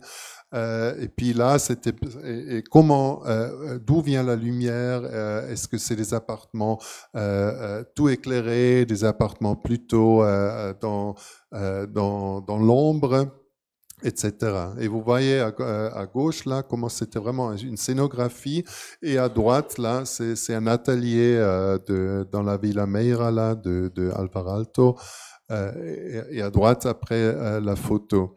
Et je crois que ça, c'était un exercice très important, parce qu'on voit, ça, c'est vraiment une photo dans le temps d'un atelier qui était utilisé. Vous voyez, il y a tout plein, il y a choses sur la table, une lampe, mais de s'imaginer aussi un peu comment on va vivre dans les plans abstraits à la fin qu'on dessine.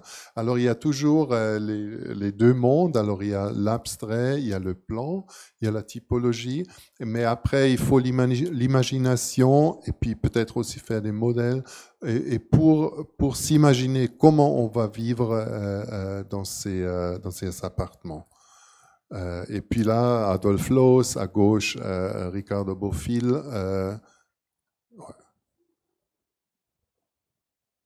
Ouais, je vais une fois finir ça, avec ça. Et puis, on peut rentrer dans la discussion. Merci. Merci beaucoup, c'est très, très inspirant. On a abordé un petit peu Michael Halder, qui dit du coup que la temporalité du logement dépasse celle du client ou du maître d'ouvrage, et que plusieurs vies finalement arriveront dans ces murs, et que c'est très compliqué pour l'architecte de définir au préalable tous les scénarios qui pourront s'envisager. D'où l'intérêt de piocher dans ce répertoire que constitue petit à petit la typologie dans l'histoire de l'architecture.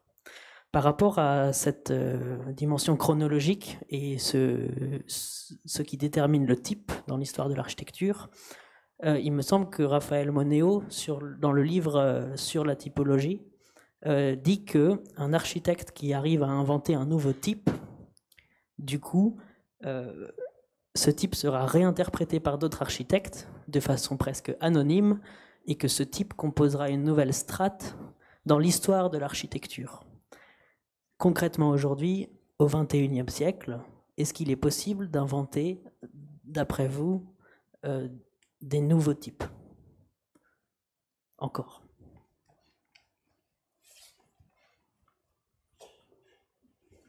Peut-être je vais commencer une fois. Moi, je pense que c'est pas du tout important peut-être on va interpréter quelque chose de nouveau.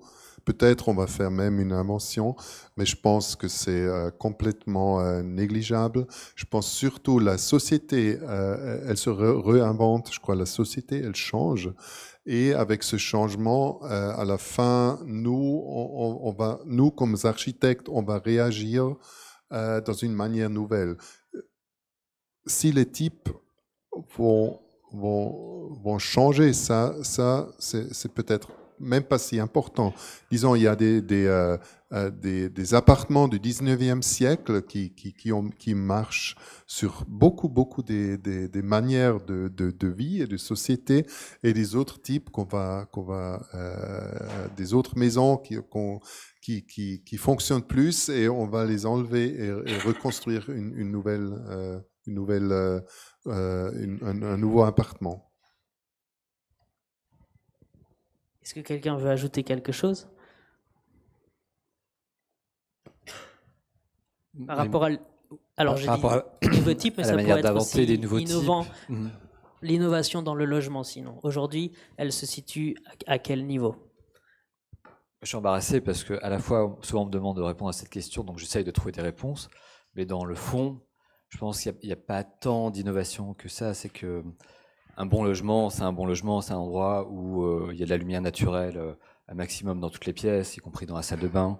C'est un endroit où on peut ranger ses affaires, c'est un endroit où on peut avoir de l'intimité et aussi avoir un espace de vie suffisamment vaste pour que voilà, on puisse s'exprimer.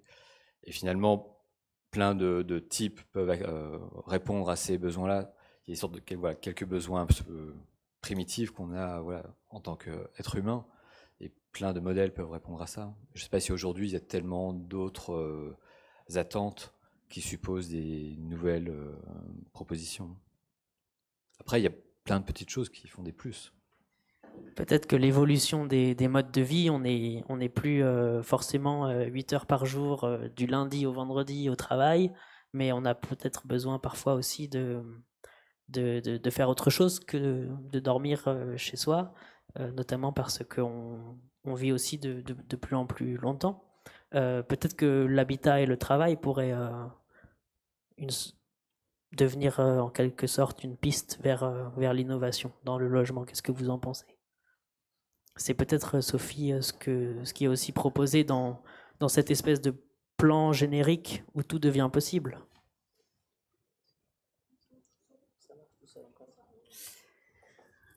Oui, en fait, je ne sais pas trop comment répondre à cette question, parce que c'est vrai que le logement haussmannien, par exemple, c'est quelque part une collection de pièces, par exemple, de taille identique, et on s'installe comme on le veut dedans. Donc rien de neuf dans ce que je présentais tout à l'heure, par exemple. Mais peut-être qu'il y a des choses quand même nouvelles qu'on peut entendre, qui sont que on a une espèce d'un côté d'atomisation de la société, c'est-à-dire des couples qui se font, qui se reforment, etc. Donc il y a une forme d'individualisation des personnes dans la cellule familiale, et des nouvelles recompositions aussi, et des nouvelles manières d'habiter, d'être une nouvelle petite communauté solidaire qui se forme. Donc il y a une espèce pour moi, comment dire, de nouveau, de recomposition un peu. C'est pour ça que moi je réfléchis pas à l'échelle d'un logement, à l'échelle d'une pièce, et comment ces pièces peuvent être solidaires les unes des autres, solidariser ou désolidariser les unes des autres, parce que je pense que ça parle de cette société. Après, les formes que l'on trouve, on le voit, je trouve, quand tu montres ta production, on voit que tout le travail de combinatoire, c'est aussi un travail une question très géométrique, très de plan, justement. Tu parlais de ça, de composition, de combinaison entre les types. Je crois que chacun tout architecte qu'on est sur la question du logement, justement, on est continuellement sur ces questions-là, sur des questions très, très géométriques aussi. Donc, voilà, c'est une contribution géométrique aussi dans le dessin du plan. J'ai l'impression, ce qui est intéressant de voir, c'est qu'il y a une telle quantité d'exemples dans l'histoire de situations, et j'ai l'impression que les typologies émergent fréquemment de contraintes très spécifiques qui donnent naissance à des réponses, qu'elles soient des formes de plans, des formes d'organisation de société. Et finalement, c'est intéressant de voir que la notion de l'invention, à mon avis, est assez relative, parce que je pense qu'on n'invente pas grand-chose. Au final, on réinterprète, on adapte, mais généralement, chaque fois qu'on a l'impression qu'on a trouvé quelque chose de formidable dans un plan, on se rend compte que ça a été déjà fait 37 fois ailleurs par d'autres, et tant mieux.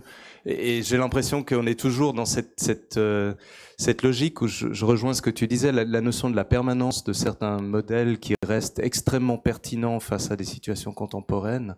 C'est peut-être plus ça qui, pour nous intéresse en ce moment, en tout cas dans la production qu'on fait, c'est d'essayer d'établir des éléments par rapport à des questions très contemporaines, de pérennité, de durabilité, de continuité aussi, d'essayer d'établir des formes qui peut-être sont intéressantes, je dirais pas innovantes, mais intéressantes du fait qu'elles ne cherchent pas systématiquement à réinventer tout et à se situer comme étant assez tyranniques finalement dans les modes de vie qu'elles imposent, mais au contraire d'être très ouvertes, très flexibles, très pérennes et peut-être à long terme plus durables du fait justement de leur possibilité d'évolution.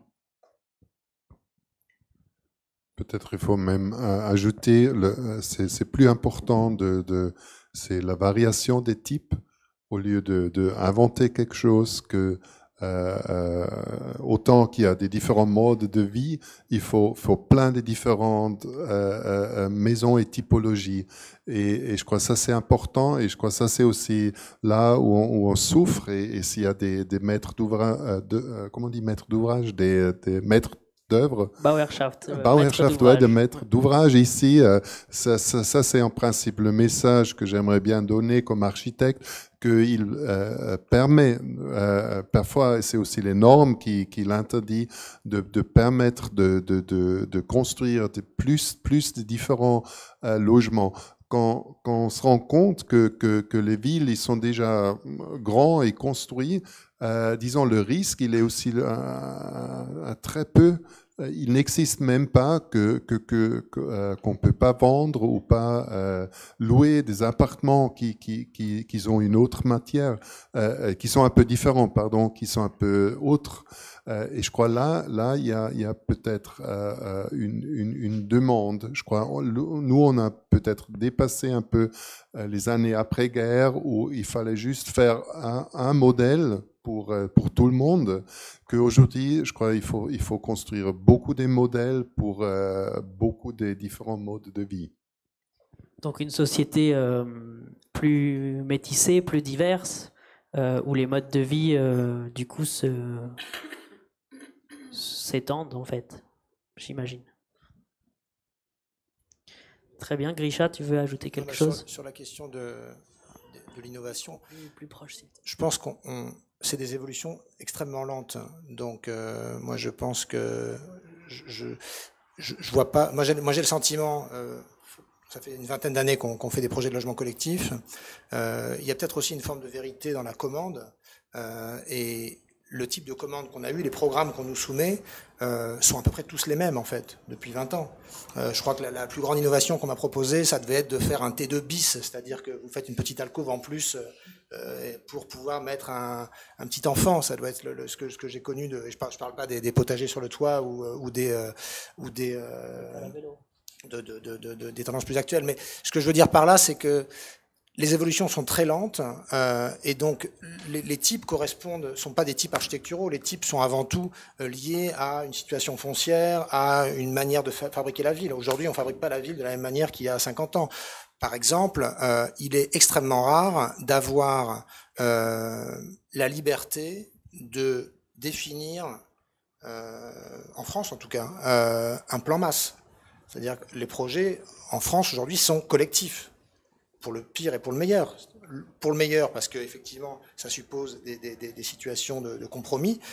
Pour le pire, parce que finalement, l'architecture intervient en bout de chaîne, et on fait assez peu confiance à la capacité de l'architecture de régler des problèmes urbains. On considère qu'il faut d'abord un urbaniste qui pose des principes, qui définit des hauteurs, des gabarits et souvent des épaisseurs bâties, et ensuite un architecte qui rendra tout ça le plus élégant possible. Et donc on est souvent extrêmement bridé dans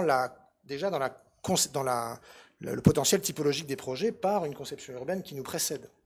Donc voilà, il y a une manière de faire la ville aujourd'hui qui est celle-là. Donc dans ce cadre-là, moi j'ai l'impression que j'en verrai pas d'autres de mon vivant, que c'est le cadre d'expression qu'on nous donne, et c'est en France en tout cas, et c'est dans ce cadre-là qu'il faut essayer de construire une réflexion typologique. Inventer un type, effectivement, les projets qu'on voit dans l'exposition sur les logements coopératifs, enfin sur les logements, pardon, le dernier qu'on a vu, là, le projet où vous avez travaillé avec d'autres architectes, là, voilà, on est vraiment sur un type nouveau. Typologiquement parlant, c'est vraiment impressionnant. On a l'impression qu'en France, on est dans une société totalement archaïque quand on voit ça. Mais en même temps, pour rebondir sur ce que tu disais, il y a une dialectique intéressante, c'est que c'est des projets typologiquement très innovants, mais urbainement assez conventionnels. C'est-à-dire qu'on ne perçoit pas la richesse typologique. Parce qu'il y a un dialogue entre permanence et innovation. C'est-à-dire qu'il faut que le projet soit construit sur des paramètres programmatiques, mais in fine, il faut aussi que le bâtiment, en tant qu'architecture, existe pour lui-même. Et à ce titre-là, puisse être configuré. Et c'est vrai qu'il y a une chose dont on n'a pas parlé, qui nous préoccupe depuis très longtemps, c'est la question de la structure, qui est ou pas liée à la question typologique. Nous, on a à cœur, dans tous nos projets, de faire en sorte que, structurellement, ils soient extrêmement flexibles. Donc, des grandes portées, et une réflexion sur le plan de structure, je dirais, qui serait une autre version du plan des tâches courantes, qui permet une évolution dans 20 ans, dans 30 ans, parce qu'on n'a aucune idée de la manière dont les choses pourront évoluer. Et je pense que ça peut permettre d'articuler permanence et innovation, même si cette innovation, elle est à venir. La durabilité passe avant tout aussi par ça, le changement d'affectation, pour permettre à un bâtiment d'évoluer dans son usage sans devoir investir massivement dans une rénovation ou dans une démolition ou une reconstruction. J'aimerais peut-être revenir chez Pool Architekten, parce que tu as toujours parlé au pluriel. Nous étions professeurs. Comment exactement est constituée votre agence? Il me semble que vous êtes une dizaine, voire plus, à collaborer ensemble, d'où aussi peut-être la profusion des différentes plans et des différentes expérimentations qu'on a pu voir. Et surtout, il paraît que vous êtes une coopérative d'architectes. Non, ça paraît pas, on est une coopérative d'architectes, alors comme forme de notre société. Et puis, on est maintenant 10 partenaires, et puis après, il y a tout plein de collaborateurs. Alors, ça se veut, mais c'était quand on a fondé notre atelier et on n'avait pas des projets à construire, c'était déjà l'idée. Alors, on était là, d'abord, on était à 16 partenaires, et après, quand on a fondé la coopérative, notre bureau, on était à 10. Et ça, c'était déjà l'idée de faire pas une architecture d'auteur, mais plutôt une architecture dans le dialogue. Alors ça, c'est un peu, et je pense que c'est aussi pas une nouvelle chose. Il y a tout plein des bureaux comme l'Atelier 5, Team So à Japon, Team 10 peut-être, comme super coopérative, oui, super studio, etc., etc. Walter Gropius avec Architects Collaborative. Le Bauhaus, peut-être aussi. Ouais. Mais c'était plutôt notre idée de faire l'architecture en termes de dialogue. Et dans la vie quotidienne, ça fonctionne en principe très, très classique. On fait les projets à deux normalement, mais on les met à discussion dans le bureau. Alors, chaque semaine, on a notre atelier, notre pool atelier, comme on l'appelle. Et puis là, on discute sur nos projets entre eux. Alors, et puis les collègues, et c'est comme un peu dans une relation, c'est toujours les critiques les plus dures. Mais je crois que c'est déjà un premier test, non, d'essayer si les idées ils fonctionnent. Mais il faut aussi faire attention de ne pas tuer, bien sûr, des bonnes idées avant que peut-être ils se sont développés. Alors, c'est quand même, on a aussi fait beaucoup de fautes, peut-être. On a souvent, au début, on a aussi, on était aussi parfois trop dur avec nous-mêmes. Et à la fin, on n'a jamais réalisé quelque chose parce qu'on a toujours trop discuté. Ouais. Mais c'est pour ça, je dis aussi un peu nous. Alors tous ces plans-là, c'est pas moi. Il y a un tas de collègues qui travaillent sur ça. Et ça, c'était à la fin aussi l'idée du livre, de mettre dans la même manière aussi tous les plans des étudiants. Ils sont dessinés tout à fait dans la même manière. Et puis quand on regarde le livre, c'est pas si évident de dire lesquels ils sont réalisés, lesquels ils sont juste des projets des étudiants. Très bien. Finalement, d'après aussi ce que disait Grisha, la production du logement actuel, elle passe beaucoup par les effets de la relation entre maîtrise d'œuvre, donc l'architecte, et la maîtrise d'ouvrage, le client.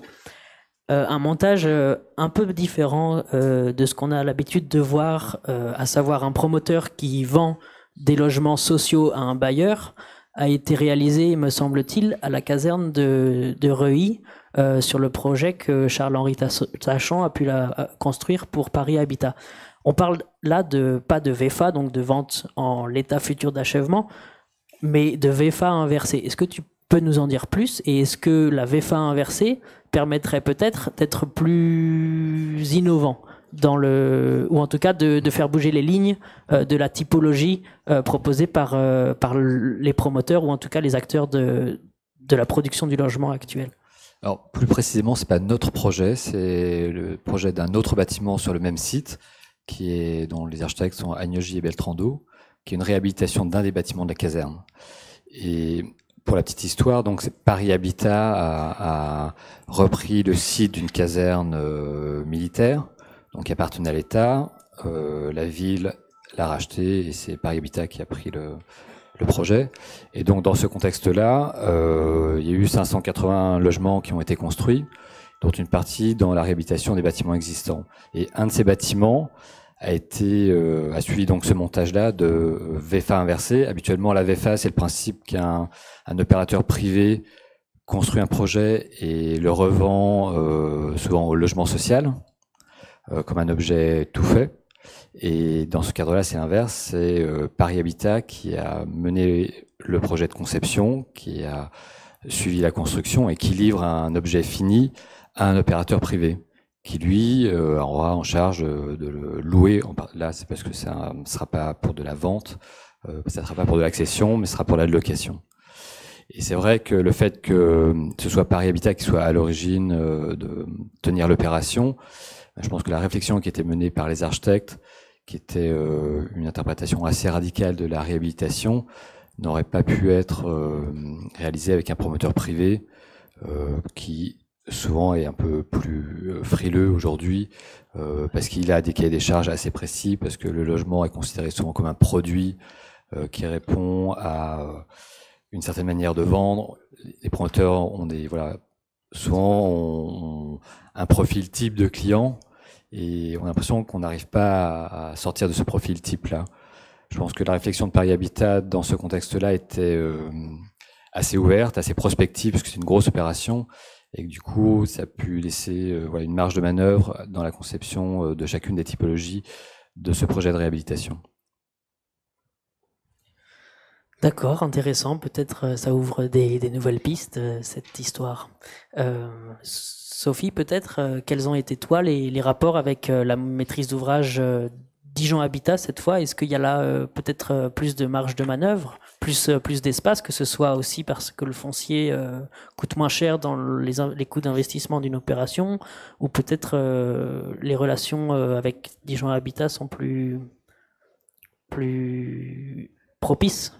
Ça a été une aventure assez particulière en fait, parce qu'on a été retenu non pas sur concours, mais sur référence et note méthodologique, ce qui est assez particulier parce qu'on vous demande comment est-ce que vous voulez travailler. On ne demande pas quel projet vous voudrez faire. Donc Moi, je trouve que c'est une question assez marrante parce que si on veut changer un peu les typologies, si on veut changer les choses, un minimum, si on les fait toujours de la même manière, avec les mêmes outils, sur les mêmes processus, je pense qu'on arrive toujours au même résultat. Donc là, on avait proposé une méthode assez marrante. On avait une méthode qui reposait sur deux choses. La première, c'était que on n'allait pas travailler sur la typologie du logement, parce qu'on pensait, et je le crois toujours, mais que notre maître d'ouvrage avait des idées très précises là-dessus. Et donc, on a proposé de travailler sur la pièce intime et sur la pièce urbaine. C'est-à-dire une manière d'étendre la question de l'habitat entre le tout petit et le très grand. Donc, on a fait des workshops sur la pièce intime. On a parlé de cette pièce de 360, etc., des combinaisons, etc. Puis on a fait d'autres workshops sur la pièce urbaine. On a parlé de cet immeuble à gradins, de manière de cohabiter, faire cohabiter différentes typologies dans l'immeuble. Donc, dans la méthode, on a pu faire ça. Et eux, ce qui était génial, c'est qu'ils ont vraiment pris texto la méthode qu'on avait proposée pour développer le projet. Et puis, c'est finalement qu'on en est arrivé à faire un plan des tâches courantes, à faire des typologies, à faire des façades, etc. Après qu'on ait disposé un peu tous ces préalables. Donc on avait ça comme méthode, comme proposition. Et la deuxième, qui était importante, parce qu'il y a quand même un peu une différence entre le logement social et le logement en accession. Mais dans le logement social, on a une difficulté, c'est qu'on a, comme je le disais, des programmes hyper ficelés. On nous dit, voilà, le séjour, il faut qu'il fasse de 20 à 22 mètres carrés. Les chambres, il y en a une de 9, une de 12. Enfin, le cahier des charges qui est très... on ne peut pas faire pas de côté parce que à chaque fois qu'on me pose la question, est-ce que je peux changer ça? On dit, ah ben non, mais ça, c'est pas conforme, il faut se conformer au programme. Est-ce que je peux rencontrer la personne qui a fait le programme? Eh ben non, elle fait partie d'un autre service, on travaille pas avec eux, c'est eux qui les rédigent, etc. Donc là, on avait proposé comme méthode de travailler avec l'ensemble des services, c'est-à-dire les gens qui construisent et les gens qui gèrent après avec les locataires et qui font ces programmes. Donc on a fait ces fameux workshops sur la pièce intime avec des gens qui rédigent des programmes. Donc c'était super intéressant parce qu'on avait des échanges justement sur... eux, ils ont des retours de leurs locataires, mais ils n'ont pas de retour des architectes. Donc on a pu avoir ce dialogue-là qui était intéressant. Donc ça a été un super expérience de dialogue en fait entre nous. Est-ce que cet intermédiaire, du coup, à savoir le programmiste, est-ce que c'est ce qu'on appelle un assistant à la maîtrise d'usage ou pas forcément? Qui organise du coup la participation avec les potentiels habitants et qui remonte ça à la maîtrise d'ouvrage? Parce qu'il me semble que c'est un nouveau métier qui se développe, à savoir il y a la maîtrise d'ouvrage, éventuellement des architectes qui sont assistants à la maîtrise d'ouvrage, mais de plus en plus on parle de maîtrise d'usage, notamment dans les démarches participatives, où il y a aussi des accompagnateurs qui sont AMU au lieu d'être AMO. Est-ce que c'est de ça dont il s'agit? Là, non. C'est justement, on est dans des processus très conventionnels de fabrication des programmes, c'est-à-dire que c'est un maître d'ouvrage qui les écrit et puis a des retours sur les locataires qui disent il n'y a pas assez de rangement, donc il faut plus de rangement, mais en même temps, voilà. Donc c'est plus fabriqué à travers des retours, des retours d'expérience. Voilà. Donc et en fait, des demandes des locataires qui additionnées les unes après les autres. Charles-Henri, tout à l'heure, tu me disais que parfois, on additionnait les surfaces qui nous étaient demandées dans un logement, dans le programme, et puis qu'en fait, ça rentrait pas dans la surface globale du logement. Enfin, en fait, il y a des moments où il y a trop de demandes, trop de normes, sans parler des normes handicapées, où en fait, à un moment donné, il faut faire des choix et un peu faire ses pas de côté, justement. Juste pour dire que il y a quand même une grande diversité de maîtres d'ouvrage, notamment pour le logement social, et que finalement le cahier des charges, il est à peu près le même partout, à très peu d'exceptions près. Et on connaît, oui, quand on reçoit un programme, on le relit par principe, mais on retrouve à peu près toujours les mêmes choses. Et du coup, c'est vrai que ce pas de côté, il est toujours difficile à faire. Et suivant les maîtres d'ouvrage, certains arrivent à rentrer dans l'échange et d'autres beaucoup moins.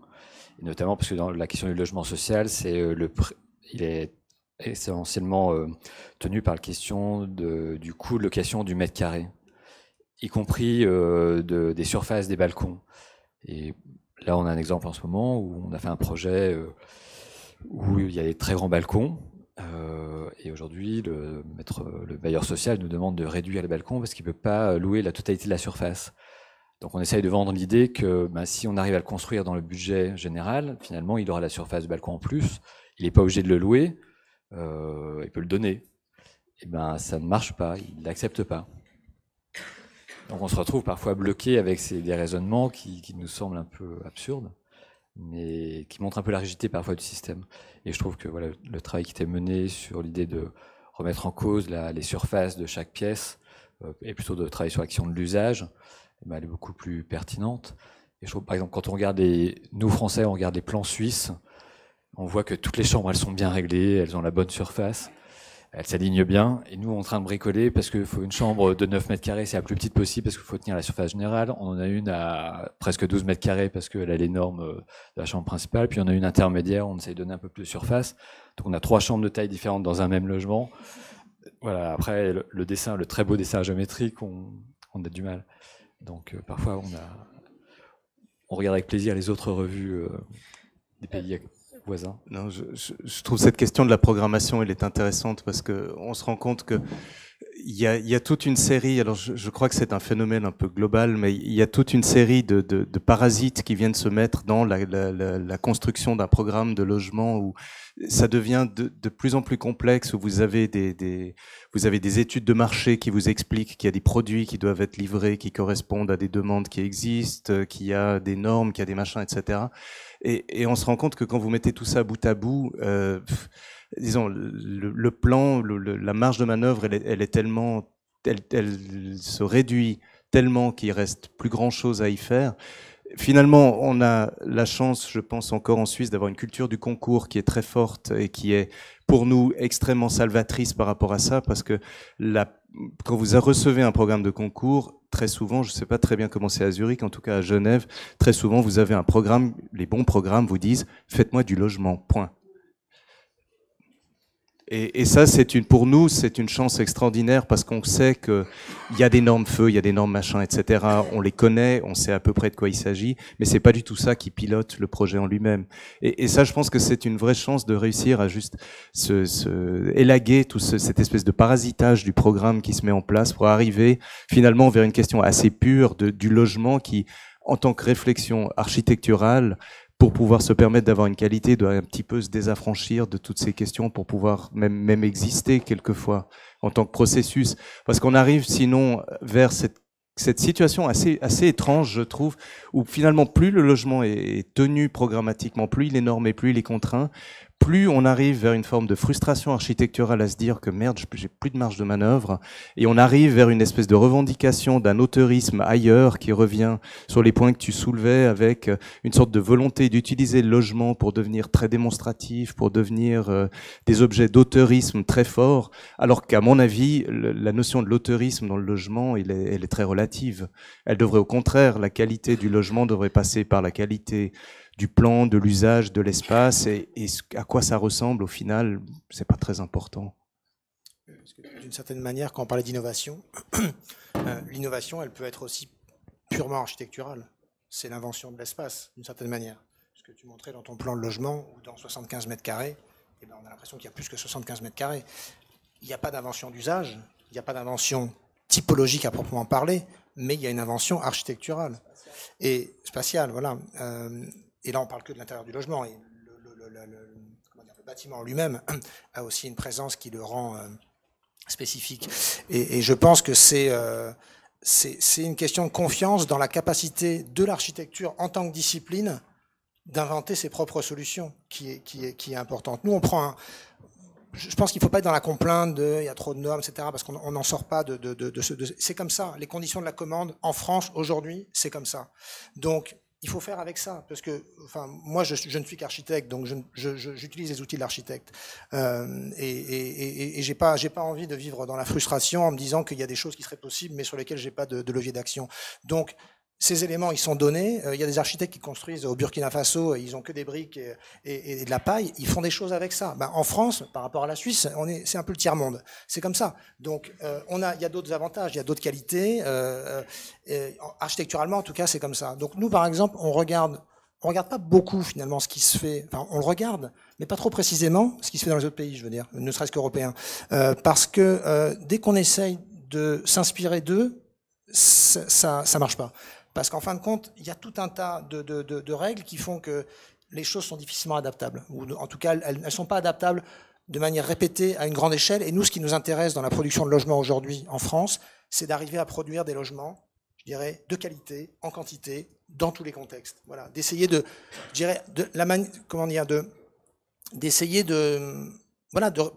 je sais plus, le président dit qu'il faut faire 40 000 logements. C'est sûr que si on fait des concours pour 30 logements à chaque fois, on va avoir du mal à faire 40 000 logements par an. Ça, c'est sûr.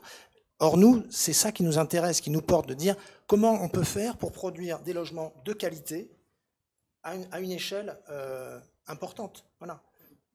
D'accord. Pour te rejoindre un instant, c'est que, en effet, je serais très intéressant de prendre ces contraintes et de réussir à les dépasser pour faire du bon travail. Malgré tout, il y a quelques petits points qui font qu'on s'aperçoit que dans le logement, en France, il y a un peu une question de bricolage. Par exemple, on est très contraint sur les répartitions des différentes typologies. Les T1, T2, on vous demande 10% de T1, 20% de T3 et ainsi de suite. Et quand on arrive à mettre un plan au point où cette question-là de la structure, de l'espace, de l'ordonnancement d'un plan de niveau, ben, tout ça est remis en cause parce que soudain, quand vous superposez vos niveaux, vous essayez d'avoir un peu de rationalité structurelle pour avoir une économie de la construction qui est un peu sereine, et ben vous vous retrouvez à bricoler 2 logements pour être transformés parce que vous pouvez plus superposer les mêmes plateaux pour répondre uniquement à cette question de granulométrie des différentes typologies. Et c'est un peu dommage parce que finalement, je pense que un maître d'ouvrage sur 2 opérations, il pourrait faire des transferts de nombre de T2 et de T3, il pourrait tout à fait retrouver ses équilibres. Mais comme il se concentre à chaque fois sur une opération de 30 logements ou de 50 logements et d'avoir ces ratios-là, ben ça mène à des formes de bricolage qui nuisent au plan, qui nuisent à l'économie et qui nuisent à l'architecture en général. Alors on arrive toujours, on le résout toujours ce problème-là. Mais ça va un peu à l'encontre d'une certaine logique voilà, de la conception et de l'espace. Très bien. On voit du coup que la contrainte passe avant tout par le type de commande, à savoir la promotion, qu'elle soit publique ou privée. En Suisse, on appelle le logement coopératif la 3e voie, entre une commande privée purement et une commande publique, à savoir entre la propriété privée et l'accession et la location sociale. Il y a peut-être des hybrides entre ces 2 mondes. Ce que constitue la coopérative d'habitation, parce que les coopérateurs sont eux-mêmes à la fois les clients et les habitants dans ces commandes de coopératives. Donc j'aimerais, si vous êtes encore avec nous, ouvrir peut-être la suite de la discussion qui va pas forcément durer beaucoup plus longtemps, mais sur le thème de l'exposition qui s'appelle « Les coopératives réinventent le logement social ».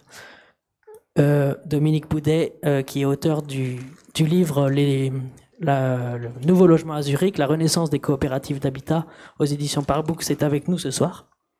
Peut-être qu'on peut aussi l'intégrer dans la discussion. Mais Zurich, en gros, 500 000 habitants, la plus grande ville de Suisse, capitale économique depuis les années 50 à peu près, à 30% de son parc social en coopérative. On les voit tous sur ce plan et l'exposition présente 33 projets issus de ce parc-là, des coopératives qui existent en fait depuis 100 ans à Zurich, mais qui, depuis une quinzaine d'années, renouvellent leur parc. On voit ici par exemple une poche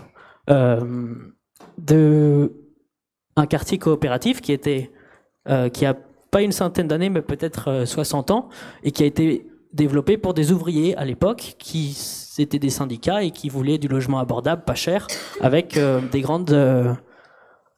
de la qualité de vie. Donc ces vieilles coopératives, aujourd'hui, elles rénovent leur parc. On peut avoir un exemple ici de Trimley, de von Balmos-Krucker, où un peu comme la coopérative montrée par Jean-Paul à Genève, on a du logement ouvrier des années 50 qui se transforme en ces grosses opérations où l'architecture est finalement pas une architecture d'auteur, mais robuste. La typologie du plan, des logements très cloisonnés, et puis on ouvre ça, on explose un petit peu toutes ces cloisons dans l'espace, ça donne en gros ça. Un autre exemple peut-être, où on voit le processus de ces opérations de densification, de renouvellement urbain à la zurichoise. Encore une fois, ces Siedlungen des années 50, mais quand même des espaces extérieurs basés sur la cité-jardin qui ont une grande qualité. On peut imaginer du coup tous ces potagers qui ont quand même 60 ans d'existence, qui sont presque des zones à défendre, à Zurich en tout cas, et qui petit à petit sont délaissés, démolis par des opérations qui font suite à des concours qui sont quand même chapeautés par la ville de Zurich, parfois aussi par étapes. Là, on voit qu'il y a une étape de la Siedlung qui reste, alors que l'autre est en construction. Et on se dit, mais est-ce que c'est vraiment acceptable de démolir un patrimoine des années 50 pour faire du logement? Et bien, quand le logement reste de qualité et toujours abordable, on se dit, bah, pourquoi pas? Et voilà un petit peu les spatialités, les densités et la différence un petit peu de typologie entre les années 50 et le logement actuel sur cette opération de Batenhof, qui est, je ne sais plus, 600 logements ou quelque chose comme ça. 420 logements, et puis des budgets pour plusieurs millions d'euros qui sont portés par les habitants, qu'on voit ici. Et toujours une atmosphère très, très domestique dans des espaces qui sont beaucoup plus ouverts, plus généreux, des bâtiments qui sont mieux isolés, etc. Un projet de Merkli, peut-être qui est plus connu du coup que celui précédent, il s'agit d'une barre. Une barre, c'est un type qu'on connaît de deux barres, pardon. On en voit une ici. Il s'agit, c'est un type qu'on connaît, la barre, éventuellement qu'on a peut-être mal interprété aussi en France, mais qui en Suisse continue de se faire. Elle fait écran à une rue, au bruit d'une rue bruyante, et elle s'ouvre sur un parc. Donc on a en gros le parc de ce côté-là, la rue de ce côté-là, ou l'inverse, je sais, non, c'est l'inverse. Oui, parce que ça c'est la pergola sur le parc. Donc la rue est là, le parc est là, et c'est des appartements qui ont une spatialité assez incroyable. La distribution extérieure, on entre dans un espace de jour qui est totalement libre, et les espaces de nuit sont annexés à cet espace traversant. On a presque une appropriation qui est possible dans la circulation, et aussi une appropriation sur le balcon, et qui donne du coup ce genre d'intérieur et d'atmosphère. Un autre exemple, peut-être innovant dans le type d'habitat, il s'agit de Zwicky Sud, un endroit en périphérie de Zurich où la commande était, le site était tellement difficile pour des questions de bruit, etc., d'accessibilité. Il y a une autoroute, c'est près de l'aéroport, personne ne veut construire à cet endroit-là. Du coup, comment faire la ville alors qu'il n'y a rien? Et surtout, le potentiel est très difficile. Donc on a des barres assez fines qui font des écrans au bruit, et à l'intérieur des blocs assez denses qui permettent de récupérer du coup cette densité, et des passerelles qui connectent ces bâtiments, ce qui donne du coup des typologies, des colocations gigantesques, parce que les coopérateurs qui étaient à l'origine de la maîtrise d'ouvrage ont dit nous on veut habiter tous ensemble en communauté, on est éventuellement apte à avoir des surfaces qui sont plus sombres, pourquoi pas avoir des zones de stockage, travailler à la maison, éventuellement avoir des colocations à 17 personnes, partager l'atrium du toit terrasse. Et ça, c'est vraiment des expérimentations qui sont en train de se faire à Zurich. Et peut-être l'expérimentation la plus aboutie pour le centenaire des coopératives, ça a été une coopérative. En fait, il y a une centaine de coopératives à Zurich, et elles ont toutes un petit peu leur clientèle, on va dire. Des coopératives issues du mouvement ouvrier qui sont peut-être un peu conservatrices, qui ont beaucoup de patrimoine mais pas forcément beaucoup d'idées, et ça leur va très bien comme ça. Et il y a des coopératives beaucoup plus jeunes qui sont très dans des démarches utopistes de participation, d'écologie, etc. Et ça, c'est un petit peu un nouveau quartier qui est à Zurich en train de se constituer, qui est livré depuis 2015, et qui est une coopérative de coopératives, donc plusieurs maîtrises d'ouvrage qui s'associent ensemble pour faire pas un seul bâtiment mais un quartier. Un concours d'urbanisme, 13 bâtiments, du coup je sais plus combien de concours d'architecture derrière, mais c'est un petit peu l'équivalent d'une ZAC française.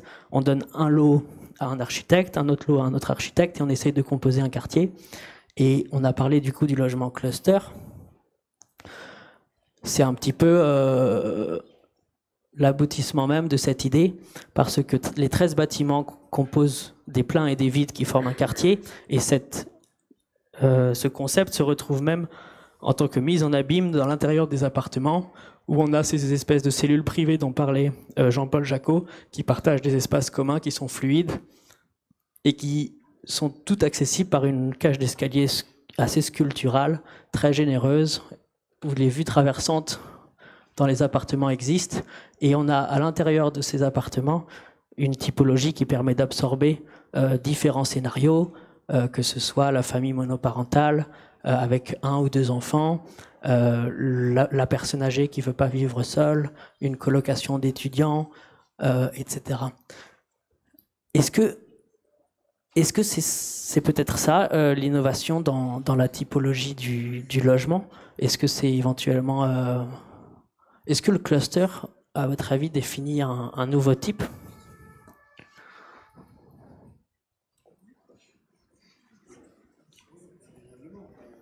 Ça reste un marché de niche. C'est-à-dire que là, c'est un type pour une certaine organisation sociale qui est hyper minoritaire. Des familles qui décident de vivre ensemble, je pense que c'est un choix extrêmement militant.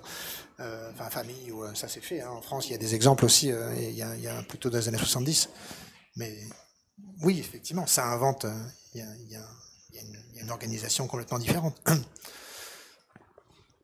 J'ai l'impression que...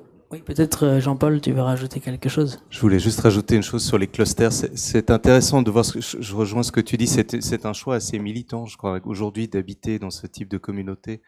C'est intéressant, j'ai une amie qui a grandi en ex-URSS et qui a vécu l'habitat partagé à l'ère communiste. Et c'est très marrant parce qu'elle regardait nos plans, mais elle disait, mais vous êtes complètement, vous revenez vers des choses pour lesquelles la première chose quand les personnes sont sorties de ce type d'habitat collectif contraint était d'aller le plus possible vers un logement individuel parce que c'était vécu très mal comme une contrainte.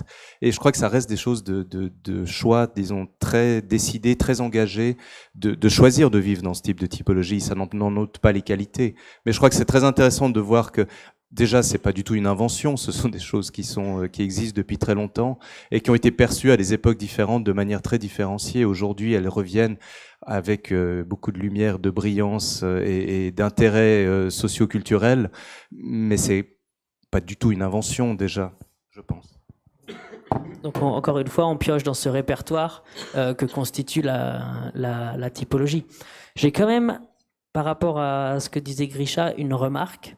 C'est que de plus en plus, dans les offres de promoteurs, on entend parler de co-living, comme si c'était un nouveau marché pour les néo-urbains qui sont jeunes, qui n'ont pas forcément beaucoup de patrimoine, ils sont peut-être un peu trop riches pour être couverts par le parc social ou pour intégrer le parc social, ils sont peut-être trop pauvres aussi ou pas assez riches pour accéder à la propriété.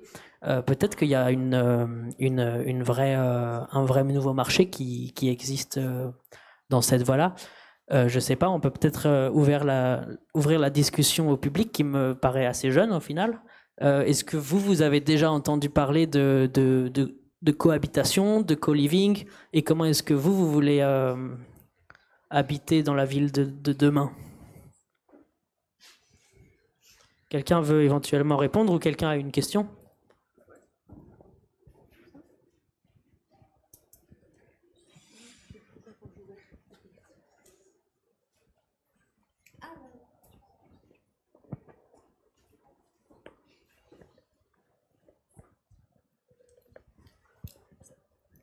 Bonjour. Moi, j'aurais une question. Est-ce que l'innovation, finalement, c'est pas d'intégrer... On n'entend pas bien. Est-ce que l'innovation, finalement, c'est pas d'intégrer les habitants dans le processus de logement? Et est-ce que vous pensez que ce serait transposable en France depuis que le statut de la coopérative est revenu, depuis 2014, je crois? Donc je répète, est-ce que l'innovation, ça serait pas peut-être au niveau de la dimension participative de la conception, Oui, à c'est savoir ça. la C'est-à-dire, co-conception ou l'habitat participatif. oui, voilà, d'intégrer l'habitant dans le processus de Mhm. conception d'un logement. Et la deuxième question, c'est est-ce que l'habitat coopératif peut être transposé en France Oui, c'est ça. Voilà. depuis que les Le statuts statut, il est me semble, reconnu par la loi Allure? Voilà, c'est ça. Je Aujourd'hui, suis il pas sûr qu'il y ait existe. quelqu'un qui peut répondre à cette question. Non, mais aujourd'hui, il existe quand même ce qu'on appelle l'habitat participatif, où il y a des projets qui se conçoivent en intégrant en amont les habitants, avec souvent une maîtrise, enfin Un AMU? ouais, voilà, plus ou moins. Et donc, il y a des expériences qui sont menées comme ça aujourd'hui en France, oui. Après, ça c'est marginal, c'est vrai. Ça n'est pas simple, parce qu'il faut réussir à fédérer voilà, un groupe de personnes qui décident de vivre ensemble. Il y a des sortes de propositions un peu alternatives qui passent via des promoteurs, et ça marche quand même plus ou moins bien, parce que soudain, quand il y a un intermédiaire qui décide de construire pour ses habitants, finalement c'est une interprétation assez relative de leurs besoins. Donc il y a un rapport à la production qui n'est pas forcément évident. Je pense que ça ne fonctionne que si vraiment les gens sont un groupe constitué qui décident eux-mêmes, à la manière des coopératives, de lancer l'opération. Et en France, ça reste très marginal. C'est vrai qu'on est dans une période, il y a des revendications de démocratie directe en ce moment. On veut des intermédiaires, comme on dit. Nous, architectes, clairement, on a une relation extrêmement médiatisée avec les utilisateurs. C'est les utilisateurs virtuels. Donc, c'est sûr que c'est passionnant de faire un projet pour des utilisateurs. Quand on fait une maison individuelle, par exemple, pour un client donné, effectivement, la question de l'ergonomie, du confort, de l'usage, de la spécificité d'une pièce ou d'une organisation par rapport à une organisation familiale donnée, produit souvent, ou en tout cas peut produire des œuvres architecturales extrêmement fortes, parce que l'architecture et le corps ne font qu'une seule chose. La question du logement collectif, c'est une question plus complexe. Elle intègre la question de l'usage, et donc d'une organisation familiale donnée, mais multipliée, idéalisée, standardisée, et puis potentiellement en intégrant un potentiel d'évolution. Donc nous, en général, on conçoit tous nos logements, et c'est très naïf, mais pour nous, en se posant la question tout simplement, voilà, de savoir si on aimerait habiter, ou en faisant en sorte, disons, d'avoir envie d'habiter dans tous les logements qu'on fabrique. Oui, c'est un peu naïf, mais finalement, c'est à peu près tout ce qu'on a, parce que un cahier des charges, c'est extrêmement sec. Voilà, c'est des surfaces en général. Donc c'est pas un projet architectural. Réussir à combiner ne serait-ce que 10 familles dans un bâtiment, je pense, il y a des projets qui ont été faits, même récemment, assez intéressants en général, puisque 10 familles qui décident d'habiter ensemble partagent une sorte de... Mais ça produit pas des logements différents à chaque étage en général. C'est assez marrant. C'est pas si divers que ça. Un type, peut-être encore une fois. Il y a peut-être un type là derrière, dans ce logement qui se répète.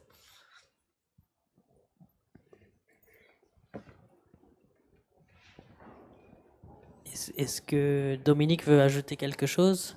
Non? Et d'autres questions? Une dernière question peut-être avant de clôturer cette discussion. Peut-être Francis Rambert, le mot de la fin.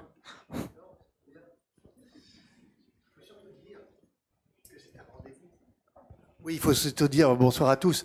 C'est un vrai plaisir de vous avoir écouté ce soir. Merci, c'est absolument passionnant. Ça confirme que le logement, c'est vraiment le laboratoire, le logement social et autres, le laboratoire de l'architecture plus que jamais. Donc, merci de nous avoir montré une fois de plus ça et montré et démontré.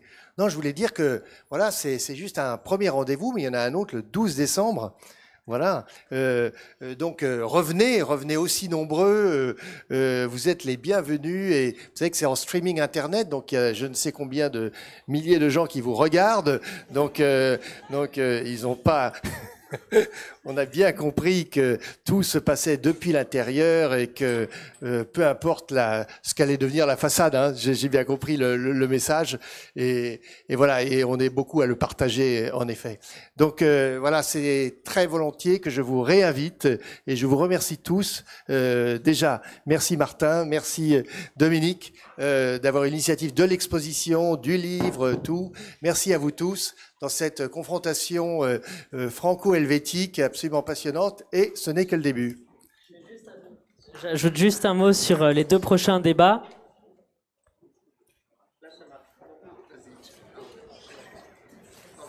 Allô, allô? Voilà, les 2 prochains débats. Rendez-vous à la même heure le jeudi 12 décembre, 19h, pour parler des concours d'architecture. En quoi est-ce que le concours peut être un garant de la qualité dans l'architecture et l'urbanisme? Et le 16 janvier, 19h, en quoi est-ce que l'architecture dans le logement collectif peut être un support de la convivialité et du mieux vivre ensemble? Voilà, je vous remercie pour votre attention et puis n'hésitez pas à visiter l'expo.